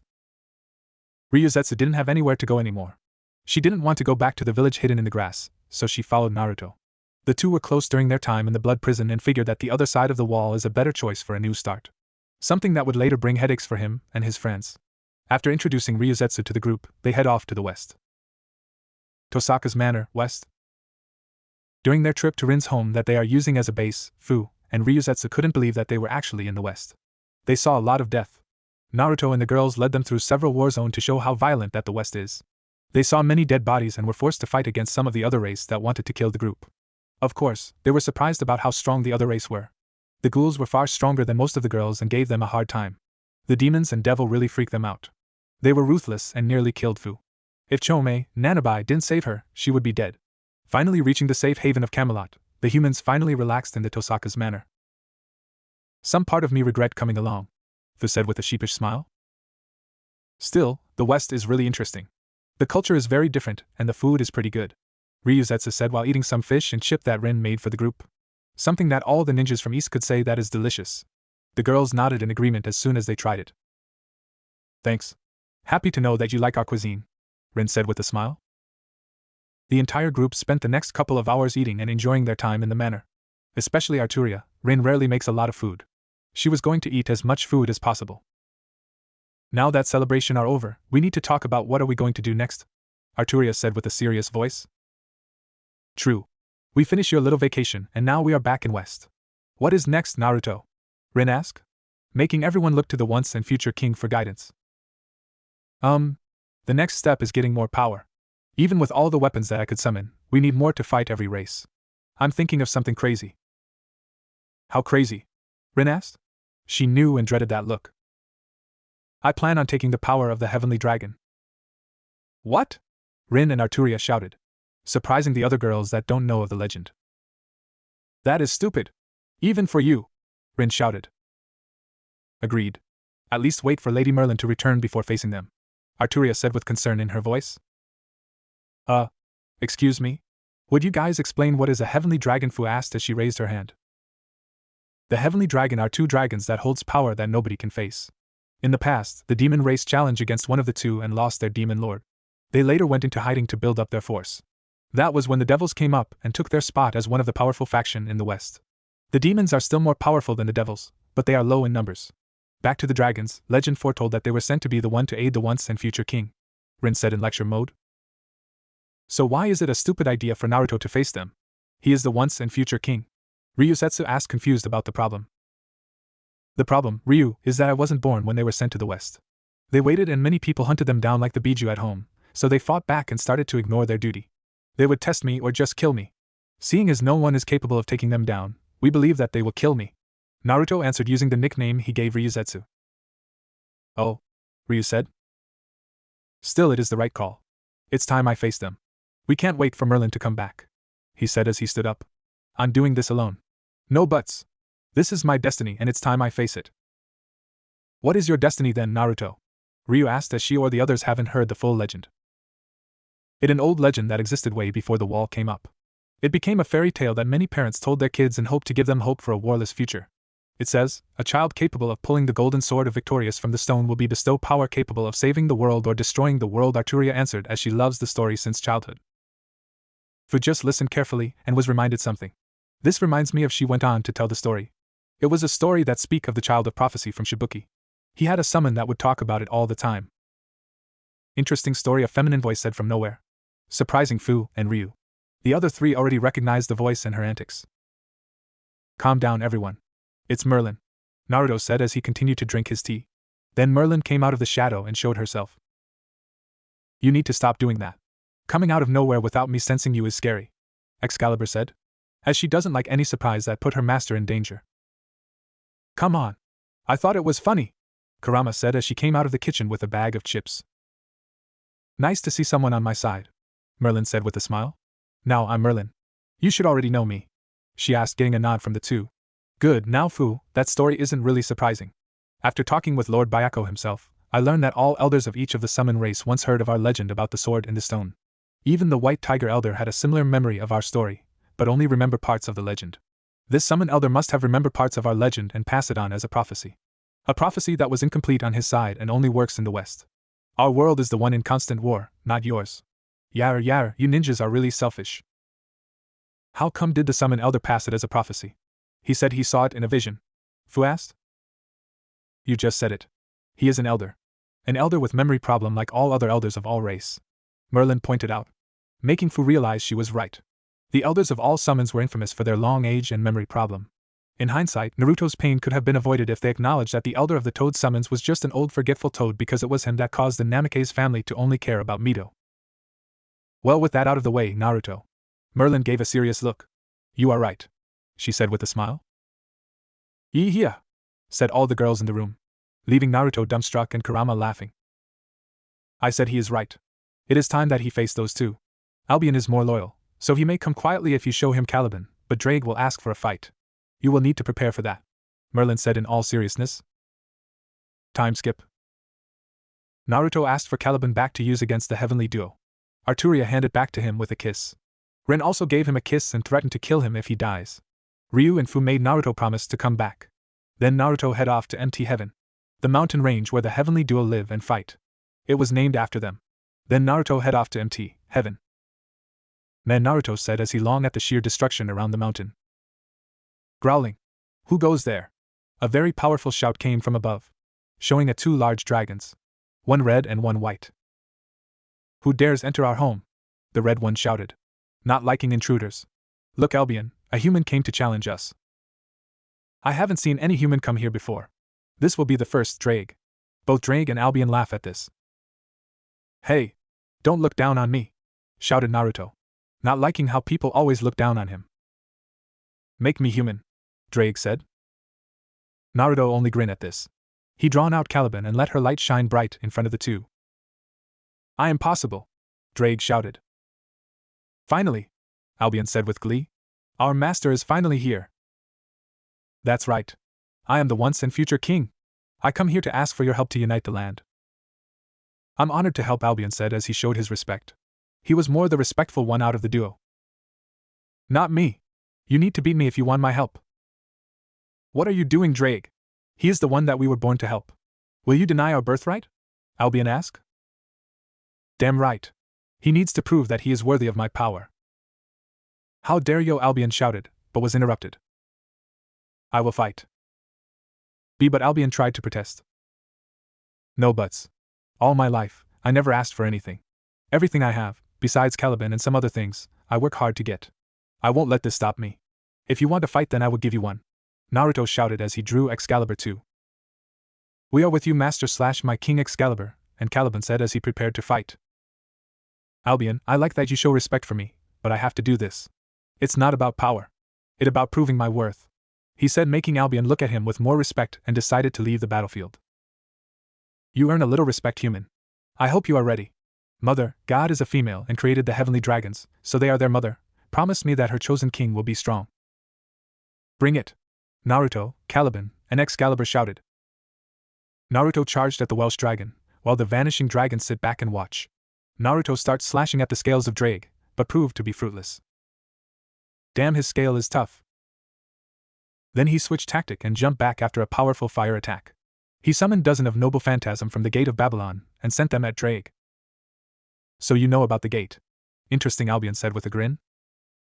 Do you think that those puny weapons is enough to break my scales? Drake shouted. Master, there is a weak spot, showing Excalibur informed her master. There is a weakness. It's at the base of the tail, Caliban added on. That is not going to be easy. Naruto pressed on with his slashes with his twin holy swords at Drake's stomach, only to notice a powerful glow he started to give off. Naruto immediately jumped back to see his next attack. I wonder if you can survive this. Take this. Longinus Smasher, Drake shouted as he fired a pure green beam of energy at him, destroying everything in his way.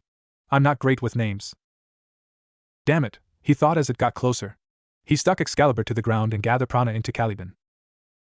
Banishing shift, he shouted as he swung Caliban against Longinus Smasher and sent the attack into the zero dimension, surprising the two dragons. Ha! How do you like that? He taunted. That is an interesting move, Albion thought. What the hell was that? That wasn't the gate of Babylon, and sure as hell it wasn't one of Caliban's attack. Drake shouted in anger that one of his most powerful attack was countered that easily. Oh, that was the gate in a way though. Getting a confused look from the red dragon. The gob is just dimension magic. I experimented with the gob and tap into other dimensions. Banishing shift is a counterspell that dispel any and all form of attack by sending it to zero dimension. The dimension where everything becomes nothing, he said with a grin. Why you? Drake said as he swiped his claw at him, then smiling that he got him until poof, allowing Caliban to fall into the ground when Naruto poof. What? Drake shouted in anger and confusion. Seeing as how can he do that? Not realizing it is a ninja technique that is new to the West. Ninjutsu may be weak compared to magecraft, but does have its uses. That was my shadow clone jutsu. I will explain later, Naruto said from behind a Drake. Drake sensed a lot of prana coming from behind that he didn't notice due to the clone distraction. The original Naruto quietly picked up Excalibur and went behind Drake. Naruto was behind with Excalibur raised and gathering power to use her ultimate attack. Excalibur! Naruto shouted as he swung down aiming for the base of the tail with Excalibur, dealing a lot of damage to Drake. After the light died down. Haha. I haven't took this much damage since my fight with Albion a few years ago, Drake said with a laugh. Naruto could only look at shock that Drake took on that attack and only take minimal damage. Human! No, King! I accept you as the one mother sent us to help, Drake said with a big grin. Yada! I did it! Naruto shouted and jumped for joy. Time skip, Tosaka's manner. I hope he is alright, Ryu said as she laid on the couch and watched TV. She, along with Fu, were surprised about how magic can be used to create technology for life instead for death. The West have some low-tech cars and Naruto's favorite, a motorcycle, kitchen appliance, and medical devices. All low-tech of course, but more advanced than the one that ninjas find in the land of snow. Of course that idiot is alright, Rin said. Hey Rin, I still don't get why you don't like all these cool stuff? Fu asked Rin about all the technology in the house. I just don't like it. It's confusing. I'm a magus and tradition is everything. I was raised to do things the old-fashioned way. Arturia and Naruto brought in the technology, she replied. She really didn't like technology. No matter how much they taught her about it, she still had trouble. Roar. Rin, Fu, Arturia, and Ryu heard a loud roar outside and went out to see what it was.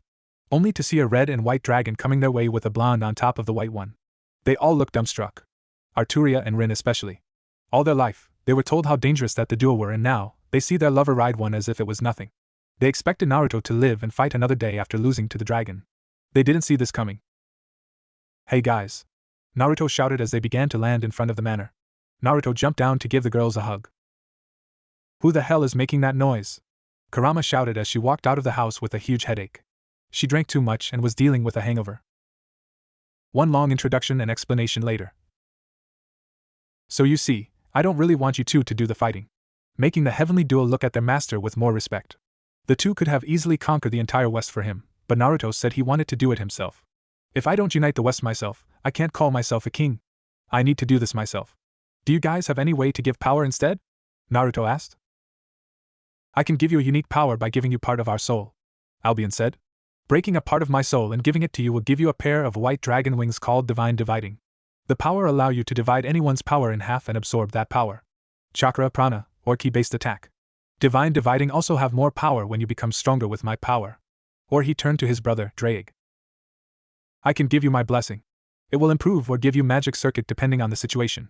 However, the soul dividing only apply to you, Drake answered. Is it okay that I get the Divine Dividing and the girls get your blessing? Getting a nod from both dragon. Drake gave his blessing to Fu, Ryu, Rin, Arturia, and then Merlin could always use the boost in their circuit. Fu and Ryu will gain magic circuit while keeping their chakra network like Naruto. When Fu gained her magic circuit, this allowed Chomei to be released from her prison. Something that her sister, Kurama, was happy to see. Ryu was happy to become stronger for Naruto. Thank you for your gift, Naruto said with a bow, showing his new Divine Dividing wings to everyone. I will call on you when I need your help. The two dragon flew back home after bowing back. Well, this is good. We have great power, but there is some that need training, Merlin said as she looked at Arturia, Fu, and Ryu. For new Magus is good, but she turned to Rin. You need to teach them. She pointed to Rin. What? Why me? Again. She shouted in protest. You or Naruto could help me, you know. I know, she said with a smirk. But I'm taking Naruto with me for a year-long trip. What? Everyone shouted in surprise. Yup. It's time to rebuild the 7 deadly sins. I had no luck finding more members, so I hope that Naruto will help. Besides, this will give him the chance to build up relations with many people and races that I know. Getting a nod, understanding the need for the legendary group and have ties with others. Rin, you will train those 4 for the next year. Understood? Fine. I will do it. Rin gave in to her demand. Naruto, this will be the last night with your girlfriends. Go spend it with them. Okay. He and the girls went into the house to spend the last day together until a year. It was a steamy night for Naruto, Rin, and Arturia. They decided to have fun with each other. Something that the next morning, they were saying their goodbye. Naruto, Fu, and Ryu said, Promise to come back. Then we will have something to talk about, the two girls said. Alright, Naruto said as he kissed both on the cheek. Bye, Chome. I wished I got to spend time hanging out. Watch out for your big sister, she always get into trouble. Naruto said as he hugged Chome, a beautiful girl with green hair. Hey! Kurama said in protest against that statement. Caliban, take care of Arturia for me. You are a great sword that I was lucky to have, he said to Caliban in her sheath by Arturia's side. I will, my king. Promise to come back alive, Caliban replied. Of course, he said with a smile. Naruto, it's time to go, Merlin said. Goodbye. Somewhere is in the west. So Naruto, how was your trip back east? Merlin asked as they traveled the land in search of members. For the most part great. However. Flashback. During Naruto's little vacation back in the Elemental Nation, it wasn't all pleasant. It was a simple visit to all his friends and helping people out on the way. It suddenly turns into a manhunt on him and his friends. It was the right call to wear a full-body knight armor during his reunion trip. However, it made him an easy target to identify. Not only did the Leaf Village hunt them down to kidnap them, there were some other groups that were interested in them. Well, look at what we have here. A voice came to the trio in the campsite. Naruto, Arturia, and Rin drew their weapons and prepared to fight. Who walk up to them? It turned out to be a pair wearing black cloak with red clouds and their signature hat. What does the Akatsuki want with 3 random people? Naruto asked the leading one. We came here to recruit you 3. Seeing how you easily defeated our own leader Sama hoped that you would join, the leading one said. The pair pulled off their hat to reveal themselves. Itachi Uchiha and Kisame Hashigaki, Rin said as she recognized them from the bingo book she grabbed from one of the dead leaf hunternin. We have no intention to join your organization, Arturia said as she read Caliban. Too bad, Kisame said with a mad grin. That mean we will take you forcefully, he said as he charged with Samahata. Don't kill them, Kisame, Itachi ordered as he continued to stare down the man with the armor. Back up Arturia if she needs it, Rin. I will handle this one, Naruto said. Rin nodded to his command. Arturia easily blocked Kisame's attack. You are pretty strong for a girl, Kisame said with his mad grin. This only made Arturia mad. She began to push back the monster of the mist. Don't think that a woman can't defeat a man, she shouted as she pushed back Kisame. Kisame noticed a cut on his cheek. Haha. Looks like I did underestimate you. Next time, I won't let it happen again. Kisame went in for another strike. Caliban began to glow with prana for the strike. As soon as their blade made contact, Samahata tried to shred it. What is going on? My Samahata should eat the chakra coming off the blade and break it, said a confused Kisame. The trio only smirked at his statement. Itachi picked up on that smirk. It's not chakra. How can your sword beat mine if it can only eat chakra? She once again overpowers Samahata. Then she charged at him with a slash ready. Kisame barely dodged it. That is water style, exploding water colliding wave, Kisame shouted as he went through some hand signs. Then a large wave of water approached to slam into her. Caliban, Arturia shouted to her sword. Right, Caliban said as she prepared more prana for her next attack. Itachi and Kisame were surprised to hear her blade talk. She stabbed Caliban to the ground. Caliban released the prana stored up and released it underground. It caved in the floor right in front of her, creating a large enough crater for Kisame's jutsu to fill up, sparing her the disadvantage of fighting on water. She was a normal human, but a hell of a lot stronger than the one in the east. She can't do any special tricks, but she can handle a lot more than ninja and civilian alike. This will take too long. Itachi then went through some hand signs himself to aid his partner. Fire style, Phoenix Sage fire. Multiple fireballs went for Arturia. Then suddenly several weapons came out of gold ripples behind Naruto and destroyed them. Arturia gave him a nod of gratitude and went on to continue to attack Kisame. Rin just stayed back and watched. This is their fight. Don't interfere, Naruto said while crossing his arm and looked intimidating toward Itachi. There were dozens of gold ripples behind Naruto, ready to be released and strike Itachi. Is there any way to convince you to join the Akatsuki, King? Itachi asked once again to King. No, he replied. So be it. Fire style, Phoenix Sage flower nail crimson, Itachi said as he threw some shurikens at him and coated them with fire. Naruto only fired his noble phantasm at them with great precision. He destroyed all of them.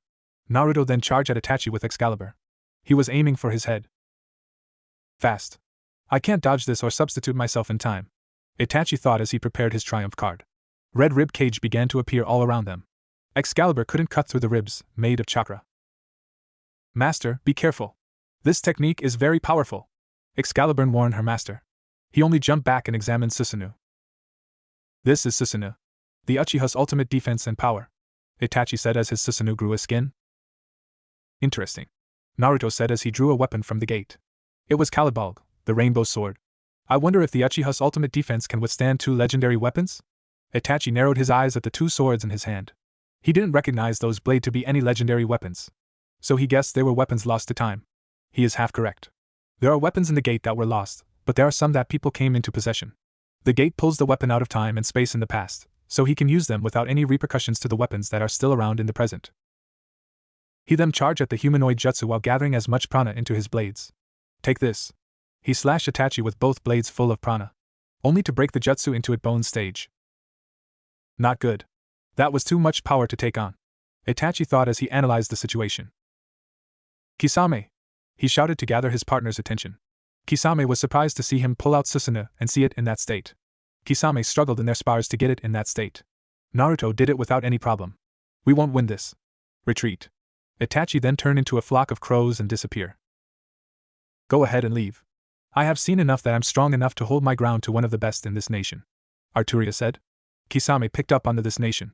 People would say country or village. She said nation, as an elemental nation. This was something he needed to bring up later with his partner. End of flashback.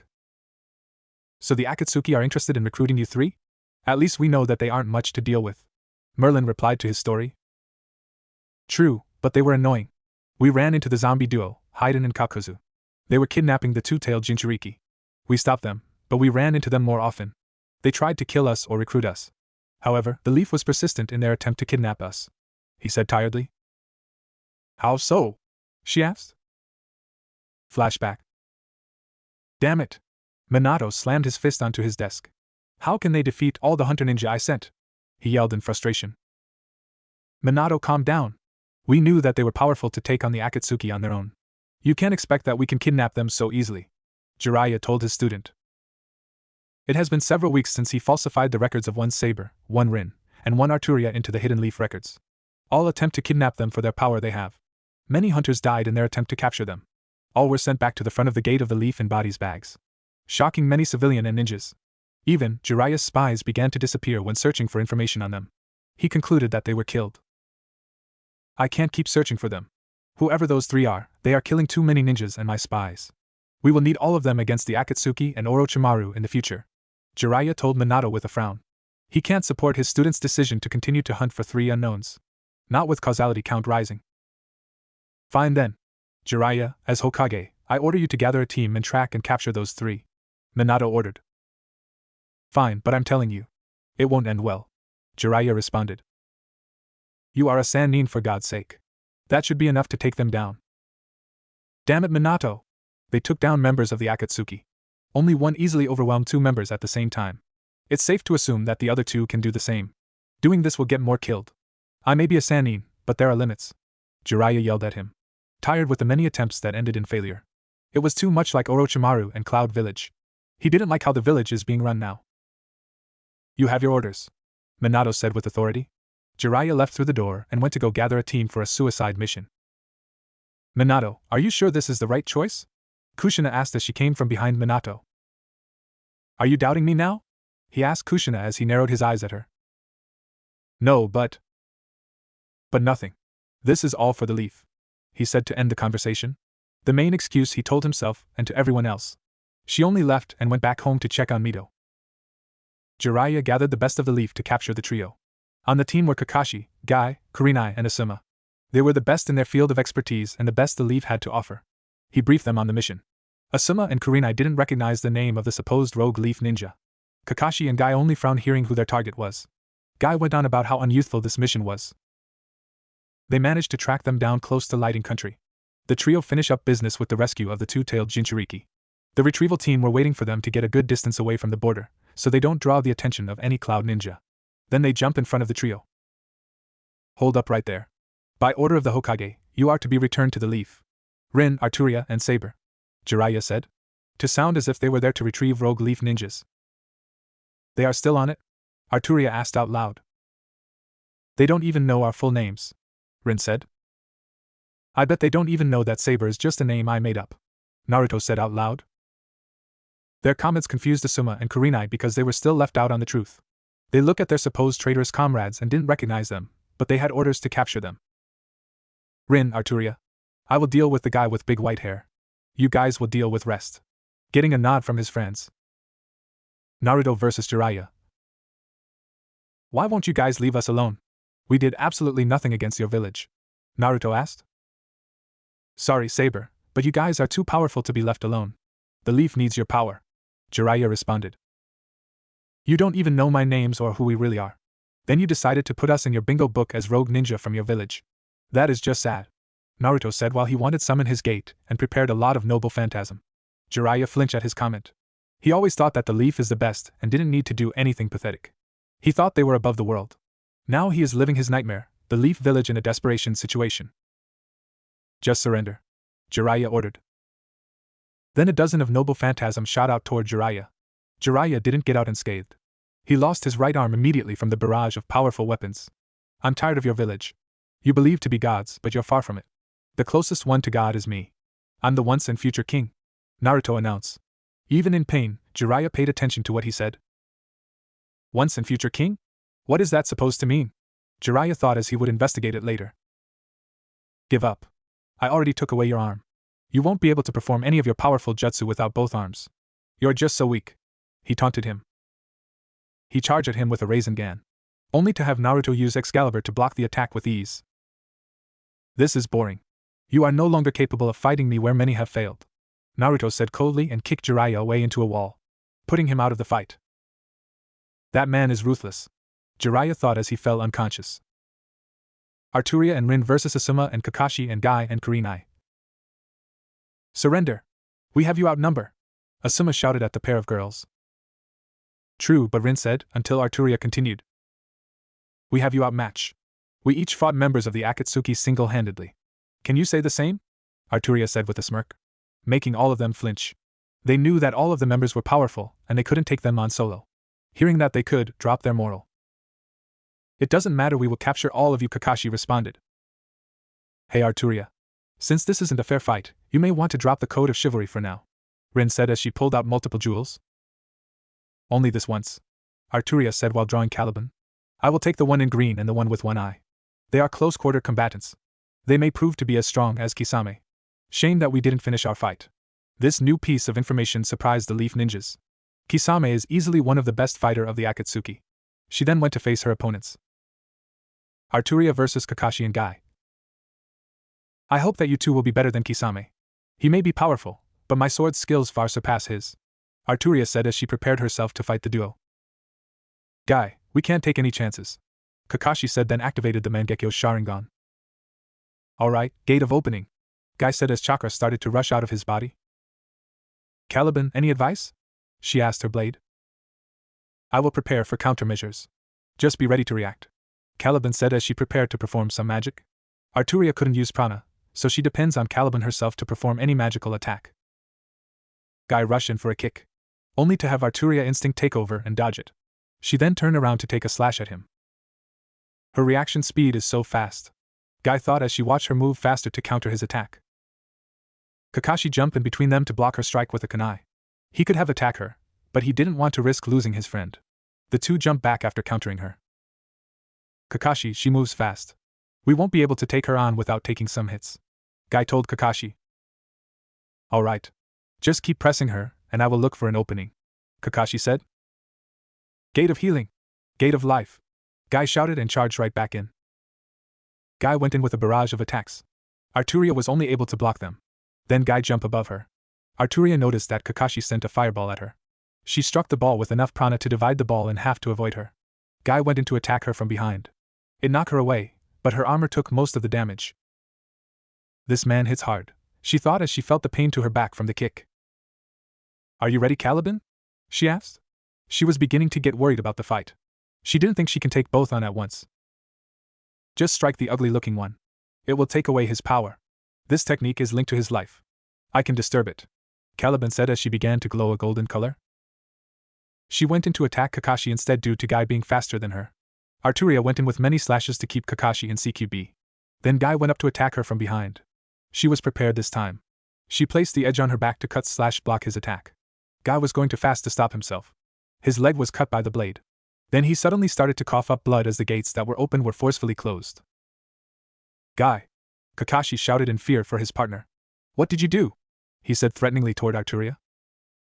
I forced him to close all the points in his body, resulting in his body destroying itself from the chakra circulating throughout his body. With all the chakra circulation and the points closed, he's dying. Caliban answered. You can leave your partner to die or leave and save his life. Damn it! I need to capture them, but Kakashi thought. Those that abandon their mission are scum. Those that abandon their teammates are worse than scum. Kakashi heard his own statement and thought about his father again. Guy's life is more important. Kakashi went over to grab Guy and left the battlefield to get him help. Damn it! Why didn't we bring a medic? He thought in frustration. The reason was there weren't any ninja medic that would be useful. Shizun and Tsunade were the one capable of fighting and healing, but they left. Rin vs. Asuma and Kurenai. Do you really believe that you can capture us?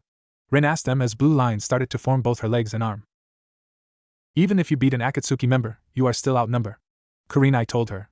She went through some hand signs to cast a genjutsu on her. You do know that each member of the Akatsuki are capable of taking down squads of elite ninjas? Rin replied. What the hell is going on? You should be in my genjutsu, Kurenai shouted as she saw that she wasn't affected by her jutsu. Genjutsu work on people that have a chakra network to mess with, Rin replied, shocking both Leaf Ninja. To hear that she doesn't have a chakra network is unbelievable. In their mind, you need chakra to be powerful. Rin charged right at Kurenai with a powerful punch. She was sent flying away. Kurenai! Asuma shouted as he witnessed his wife flying away like a bug being swatted. You shouldn't take your eyes off your opponent, she whispered to Asuma when punching him. Asuma was able to block it with his right arm. Damn it. Her punches are as hard as Tsunade-sama, Asuma said mentally. The punch left him with a broken left arm. Come on. Even with the Akatsuki, they managed to not take any damage in the first minute, Rin shouted to Asuma disappointedly. Asuma channeled wind chakra into his trench knife. He went to cut her. However, she threw one of her jewels at Asuma and it exploded, forcing Asuma back with several burns. I can and will kill you if you continue. Don't you have someone back home to go to? She asked Asuma to give him a chance to leave. Kurenai. Konohamaru. Asuma thought as he did have people to live for. I want to have a son too. With those thoughts, he went over to pick up Kurenai who wasn't looking too well. He grabbed her and left. He didn't want to lose Kurenai, and he knew that trying to capture any of the three would get them killed. You had it easy, Rin, Arturia told her as she approached her. My fight was a little tougher, but nothing I can't handle. Did they run away too? Rin asked. Yeah, they did. It at least care enough to save their comrades, Arturia said with a smile. She was a knight at heart, and valued those that fight along with her. They were too easy, Naruto said as he came out of the bush. The legendary toad saged my ass. Just one wave of noble phantasm and he went down. Several days has passed and the Leaf Squad managed to get back home. Jiraiya, Kurenai, and Guy went into intensive care. A missing arm with a lot of blood lost wasn't good. Guy chakra network was damaged severely, but he was able to recover with time, a lot of time. Kurenai suffered from multiple broken bones and internal bleeding. All were able to recover, except for Jiraiya's arm. Minato, we have a problem, Jiraiya told Minato from outside of the window. It has been a month since he got out of the intensive care unit. He went to check on his spies and look for Tsunade. He thought the worst when Naruto mentioned her, and he needed her to get her a new arm. To only find out that she disappeared. What is it? Minato asked as he stopped working on the paperwork. I checked with my spies, they lost the three and too many died searching for them. They refused to look for them anymore. Making Minato frown. Worst, Tsunade and Shizun disappeared, he said with a frown. What? During my fight with King, he mentioned Tsunade. I went to check on her after I got out and she is missing. My spies couldn't find anything on them. I'm afraid that they left or were captured. This isn't good. We can't lose another Sannin. Not to these three unknown. I think she left. I checked and she took both the Scroll of Seals and all the Uzumaki scrolls. Damn it! Minato shouted in anger. He was okay with her leaving if she was still close to the village. Now she left the country with the Leaf secrets. End of flashback. Well, they sound like they won't be a problem in the future. They will be able to easily dealt with if they act up, Merlin said to his story. Yeah. Who are we going to look for first? Naruto asked Merlin. We are looking for the leader of the 10 Commandments from the demon race, Merlin said seriously, surprising Naruto that they would go for one of the strongest in the West. Relax. There have been some issues with him and this race. I think this would be the best chance to get someone strong on our side. Besides, he might be the new leader of the 7 deadly sins. Somewhere in the West in Demon Country. I still say that this is a very bad idea, Naruto shouted in protest. Stop crying about it, Naruto, Merlin replied. All the demons we ran into attack me. You stood there and watch. He pointed at Merlin angrily. Hey, I got you a new outfit at least. I could have left you in that damage armor, but I'm kind enough to get you something new. Plus, it matches your girlfriend's armor, she said with a clap. During the search in demon territory, they were constantly attacked by demons of all kind. They were relentless in their attack. The knight's armor that Naruto once wore became damaged and wouldn't be able to protect him properly. Merlin designed a blue armor/outfit for him. The design are similar to Arturia's armor, and Fate's/extra saber, Gawain's armor. Fine. I'll stop bitching about it. Where is this guy? Meliodas. His name is Meliodas and he is someone you shouldn't underestimate. He was personally chosen to lead the 10 Commandments, and he's the eldest son of the Demon King, Merlin answered. Why are we looking for a guy like that? He asked fearfully. Because things has changed. Since the death of the Demon King, he hasn't been the same. He started to change. Recently he left the 10 Commandments. He has leadership skill and great power. A good potential for the Sin of Wrath. The Sin of Wrath stands as the leader of the 7 deadly sins. Okay, but how do we find him? Naruto asked once again. Why not look behind you? An unknown voice suggested. Naruto immediately drew Excalibur and turned around. Merlin was still relaxed and wasn't worried. She slowly turned around instead of quickly, only to find a kid with messy blonde hair and emerald green eyes. Who are you, kid? Naruto asked as he put away Excalibur, not believing that a child was a threat. Besides that, Excalibur hasn't said anything about him. She would warn him if there was danger near, like the attacks before. Who am I? Who are you? The blonde kid asked. Oh, I didn't introduce myself. I'm Naruto. This is Merlin. He pointed to Merlin. She didn't look surprised seeing the child. Oh, I know Merlin. I was wondering, who are you? The child asked again. I already told you. I'm Naruto. He told the child again. He won't get it. Just introduce yourself before night times comes, Merlin said, getting a confused look from Naruto. Okay then. The child answered Merlin. I'm Meliodas, former leader of the 10 Commandments. Nice to meet you, Meliodas said with a grin, surprising Naruto. After a few minutes of shock from Naruto, I thought you would have been older, he deadpanned. Rude. I'm over 3,000 years old, Meliodas retorted, making Naruto faint from the shocking piece of evidence. He fainted. Are you going to tell me who he really is, Merlin? Meliodas asked Merlin after he finished poking Naruto with a stick. He is the one to pull the sword out of the sword, Merlin said with a sly smile. That sword he is carrying isn't Caliban, he pointed out. It's true, Lord Meliodas. Caliban was given to Master's lover. She dreamt of pulling Caliban as a child. When Master received me from Lady Vivian, he had no need of carrying 2 holy swords.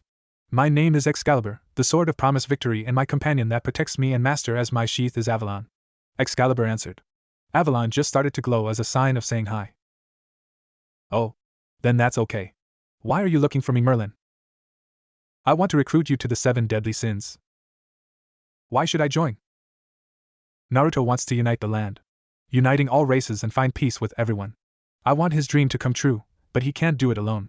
He will need all the help he can get. He is too young and inexperienced in the West. He came from over the wall in the East.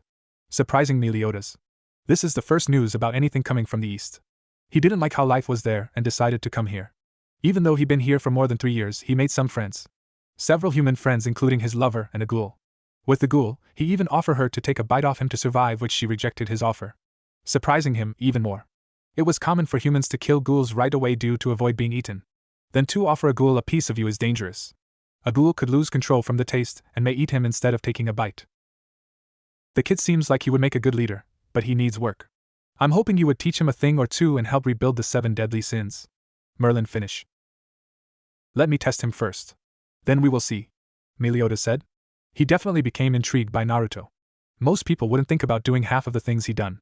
Merlin snapped her fingers and a puddle of water was splashed on Naruto's face. Ah! He screamed from the cold water and drew Excalibur and began swinging it like an idiot.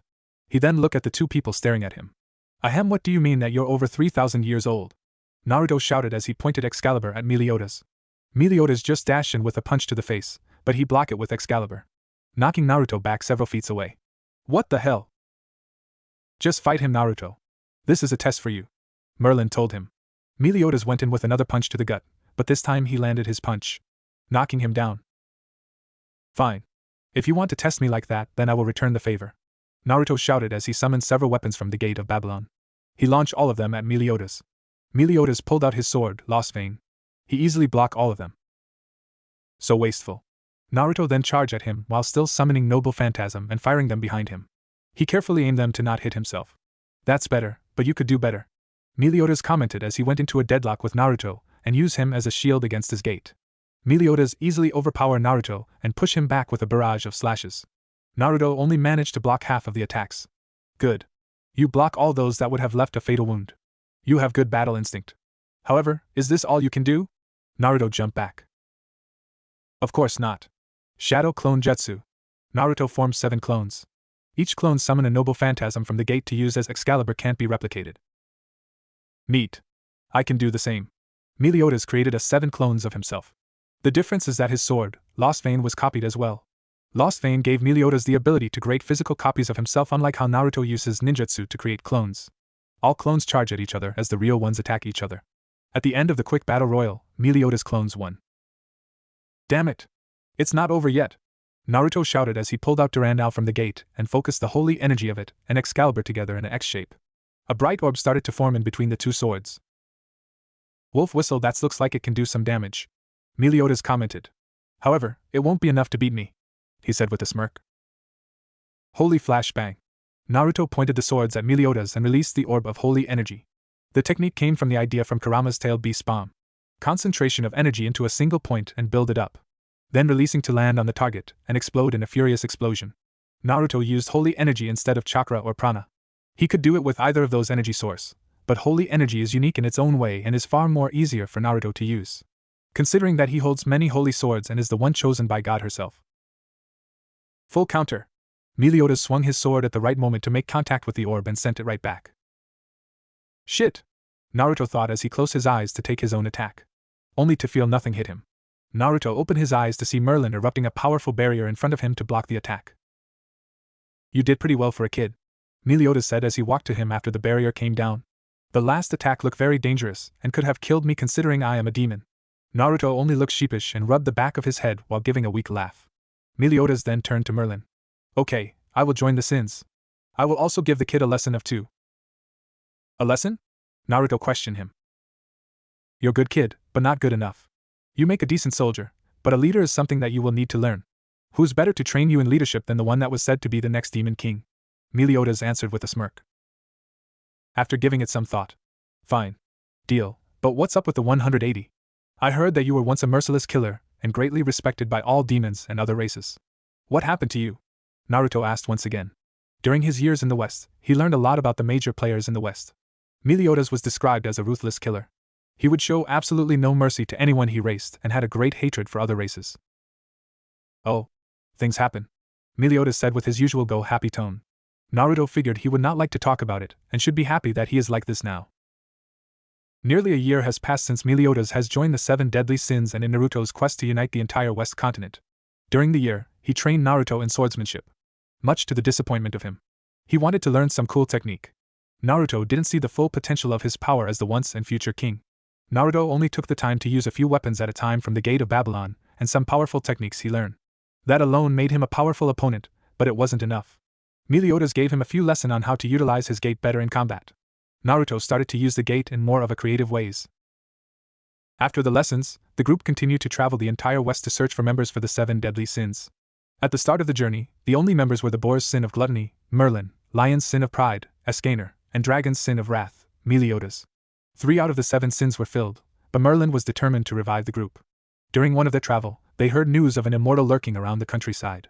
Meliodas was intrigued by it and went off on his own to find this person. He came back a few weeks later with Ban. As in Undead Ban or now, Fox's sin of greed Ban. Since Ban joined the group, he and Meliodas became best friends. A few months later, Naruto decided to part ways temporarily. Naruto wanted to train on his own in mastering his new power, Divine Dividing. The cool technological looking white and blue wings amazed Naruto greatly. Besides the ability to fly, He was able to divide his opponent's power in half every 10 seconds. According to Albion, if he trains in the wings, he would unlock a far greater power than the wings. Naruto decided to visit the fairies' forest that was said to be rather peaceful. He figured that it would be the best place to train without anyone trying to stab him in the back. Unfortunately, he ran into trouble there. He stumbled across a battlefield in the fairies' forest. A few demons and a couple dozens of devils were fighting each other. In the midst of their conflict were the peaceful fairy race or the surviving ones. Before the battle between devils and demons, the forest was already attacked and many fairies died.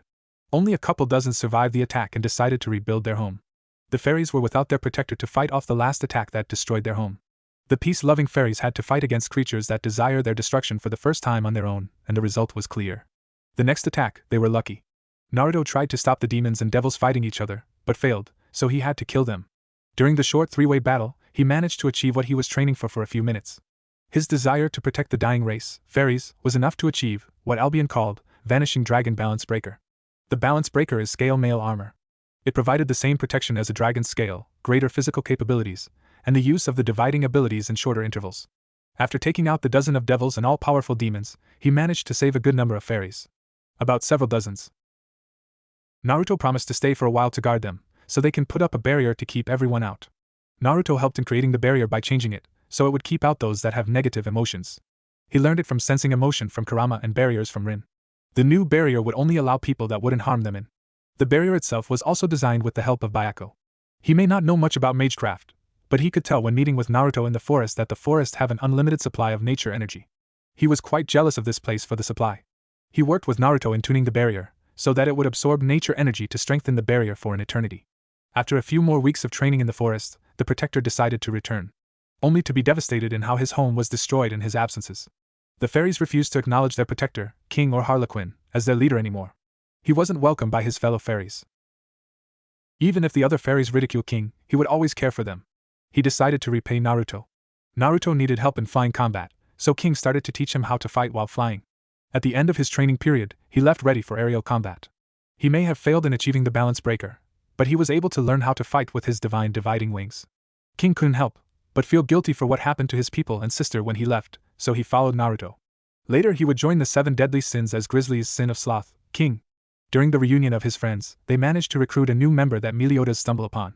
A lady giant, Diane, or now, Serpent's sin of envy, Diane.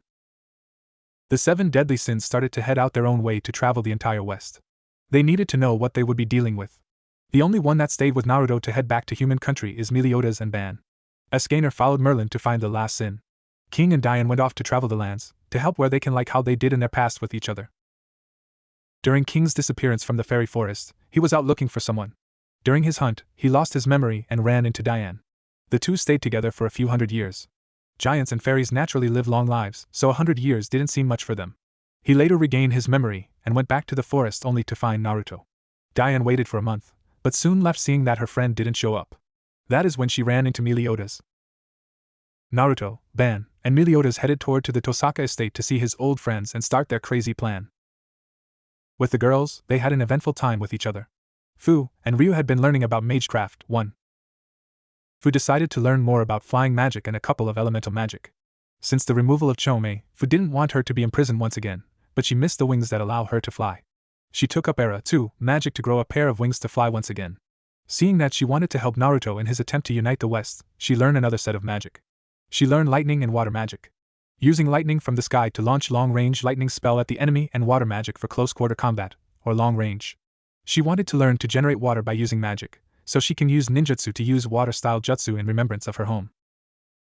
Ryuzetsu, Ryu, wanted to be a mix of a spy. She learned the reflector spell. By distorting the light around themselves, the user is capable of hiding away their body, effectively vanishing from sight in a bluish flash, and then becoming invisible. This way, she would be an effective spy and reconnaissance. Arturia and Rin only polished their skills. Her magic resistance were quite high, so she didn't need to worry about attack spells. She developed a magic technique that works well with her swordsmanship. It was mana infuses and accumulates magical energy into her weapon and body, momentarily injecting an arbitrary vector that allows for an exceptional boost of her abilities by instantaneously releasing the magical energy to reinforce herself. It can be called a jet blast of magical energy to increase her movements in close combat, and executing large-scale body reinforcement through mana burst is only possible with her immense magical power. She had immense magical powers compared to the others that got magic circuits from Drake. Rin theorized that it was Caliban's present that increased it. Even though her magical power is superior to the rest of the girls, including the not jealous Rin, she didn't want to learn about any other spells. She still wanted to base herself out of a knight, not a magus. Hello. Naruto sang from the door of the Tosaka's estate to see if anyone is home. Naruto! Shouted two girls. It was Arturia and Fu. Arturia gave him a long and passionate kiss. Ban and Meliodas only whistled to her action. Arturia! Fu! It's great to see you too, he said happily and went over to give Fu a hug. Where are the others? Chonmei and Kurama left off somewhere. They wanted to visit someplace a few months ago. They wanted to see how much has changed. They haven't returned yet, Fu answered. They deserve this break. They have been gone from their home for far too long, Naruto said. Rin and Ryo left to get supplies, Arturia told him. Supplies? Naruto questioned. Mainly herbs and other medical or poison ingredient. I didn't like the idea of poison, but Rin made a point that some poisonous ingredient could act as a cure to poison and are used for many potions. They won't be back till the end of this month. Damn, Ban said.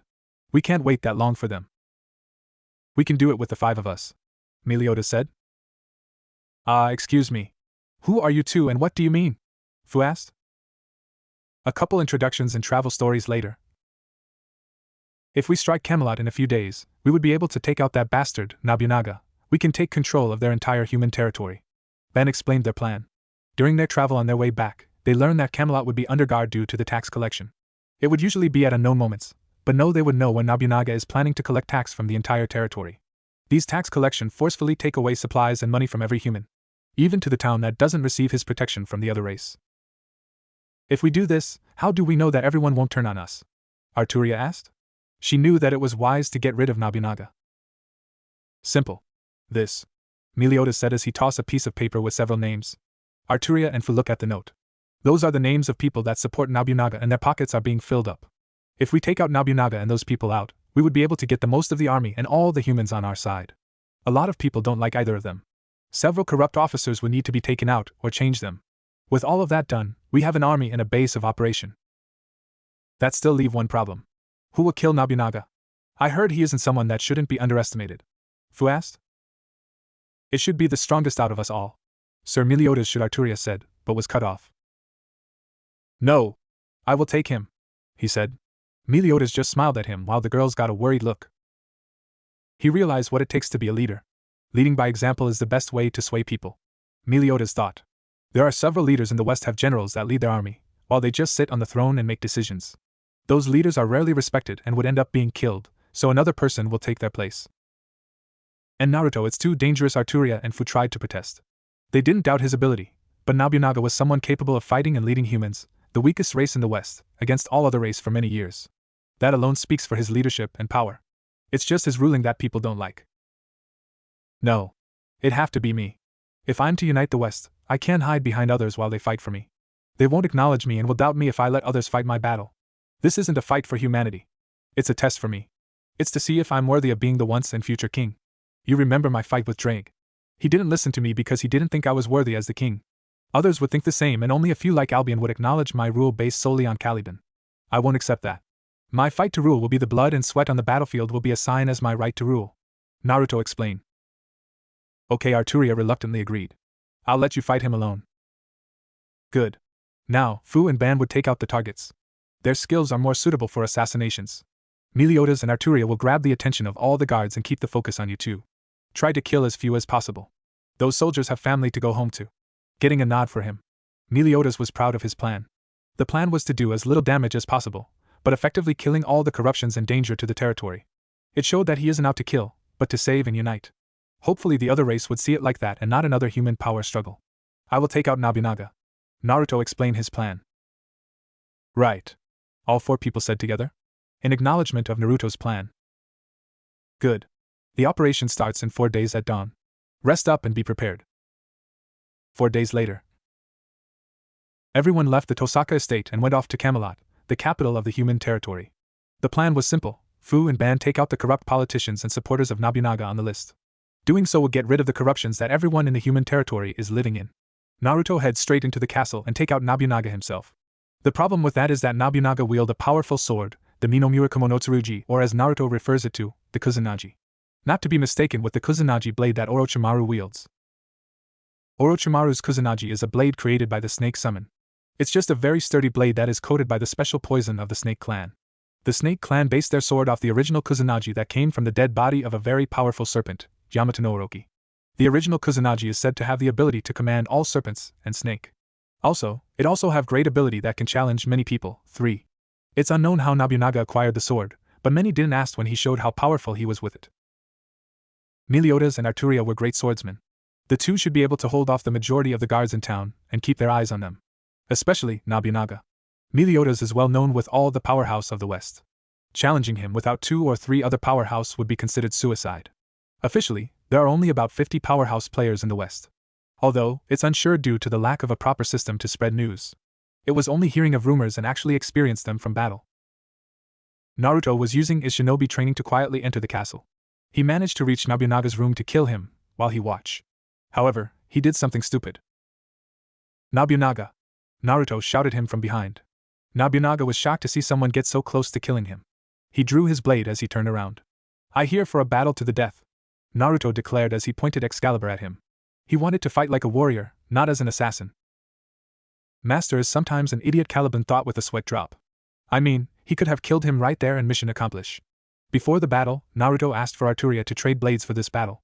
Seeing how Excalibur and Caliban work in similar ways, but Excalibur was always the superior holy sword, it confused her. He confided to her about his plan to properly challenge him as a knight, warrior, and king. He wanted to fight as the once and future king when he started off. "Who are you, boy?" he demanded. "I'm Naruto." He raised Caliban vertically, parallel of his face and body, showing Caliban in her full glory. "I'm the one that pulled the sword out of the stone. I'm the once and future king, and I will unite the West." "Once and future king? Ha ha ha ha ha." He laughed maniacally. "The legendary sword Caliban, in the hands of a boy. I will kill you and take that sword for myself." He charged at Naruto, only to clash blades with him. "I am impossible," he shouted. His sword was being overpowered by Caliban aura. Naruto pushed him back, out of his room and into the courtyard. "Looks like the sword lived up to its legend. I'll enjoy wielding that sword." He bit his thumb and wiped blood on Kusanagi's side. Kusanagi snake belly. The Kusanagi seems to grow another blade to it. Snake lance. He swung his blade, forming a zigzag shockwave that creates a destructive impact. Naruto blocked it, but he took some damage due to the wide-range attack it formed. "Damn," Naruto muttered as he spit out some blood. "That sword really lives up to its legend." "Of course it does. It may not be as powerful as me, but its abilities are more useful compared to mine," Caliban said sadly. She was considered one of the strongest sword, but she lacked technique. Naruto summoned a noble phantasm to fire it at Nobunaga. However, this one was a different attack than usual. He grabbed onto the handle as it flew out, firing himself at Nobunaga at great speed. "Oh!" Naruto quickly slashed at his chest.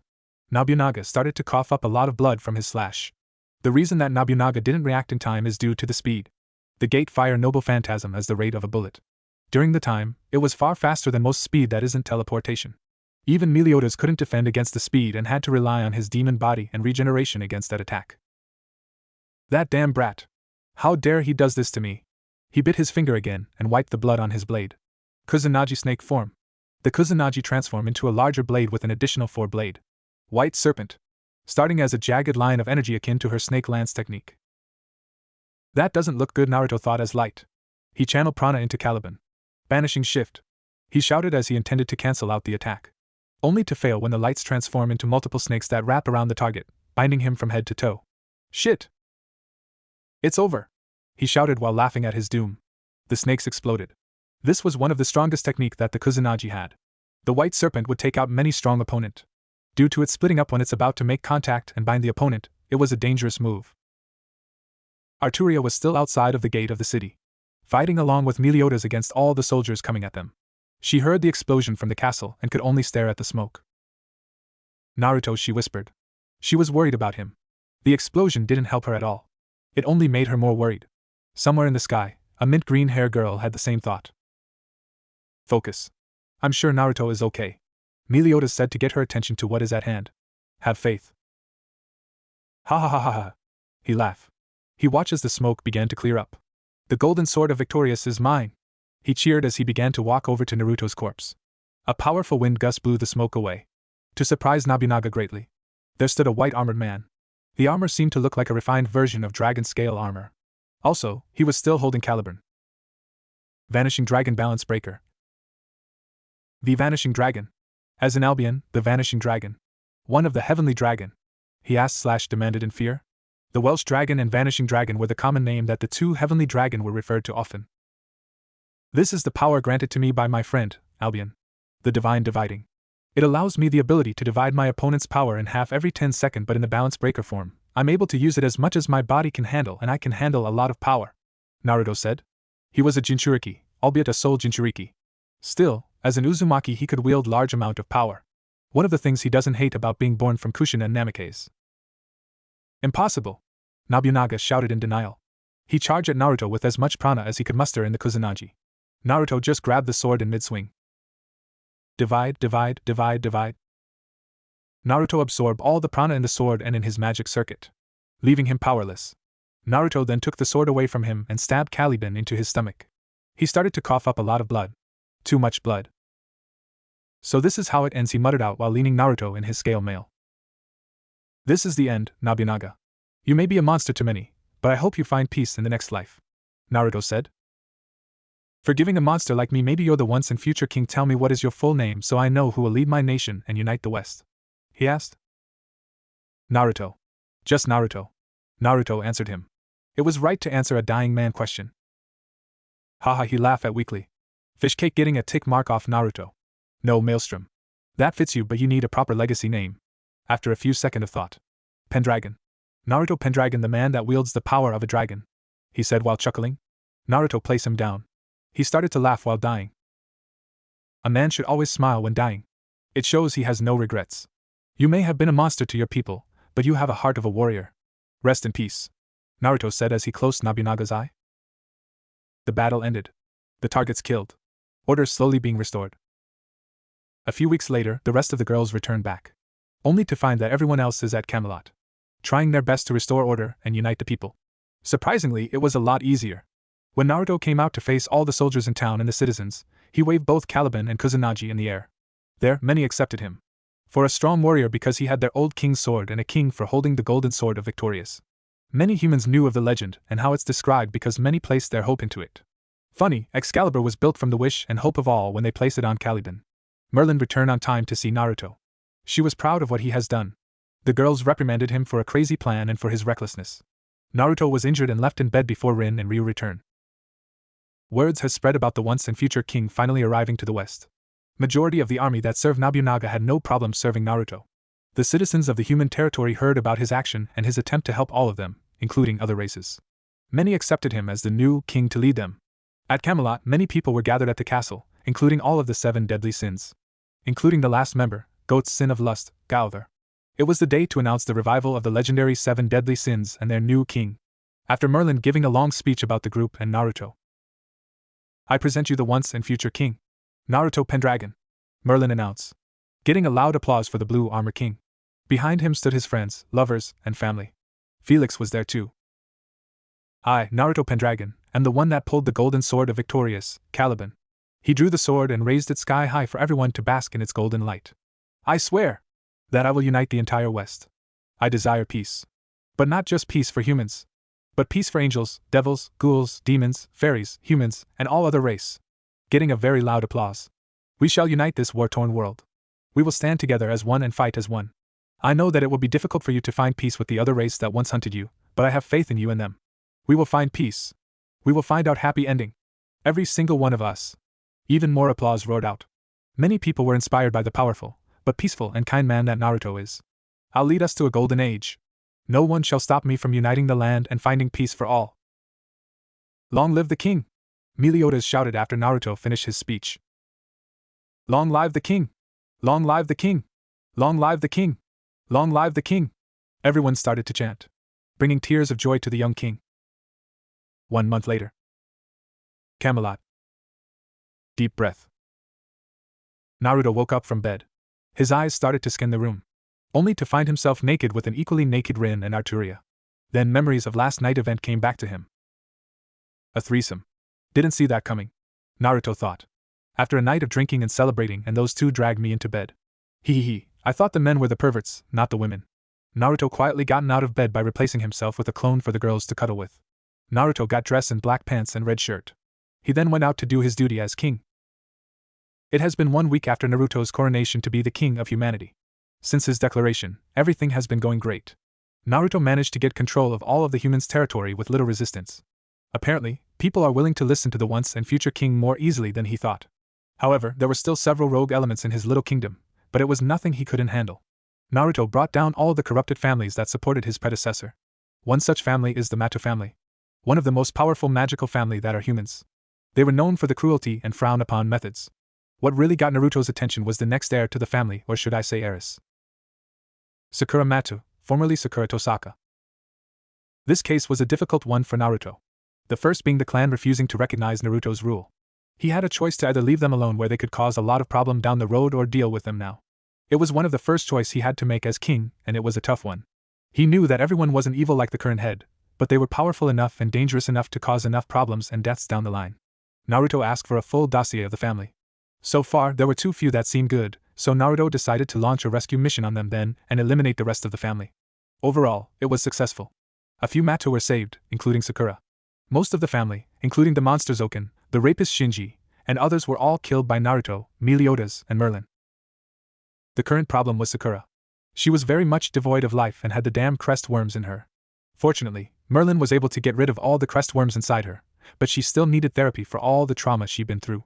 Over the last few weeks, Naruto visited her and spent time with her to help regain her humanity. He would usually send his clone to deal with his friends and family or his duties because he wanted to personally take care of Sakura.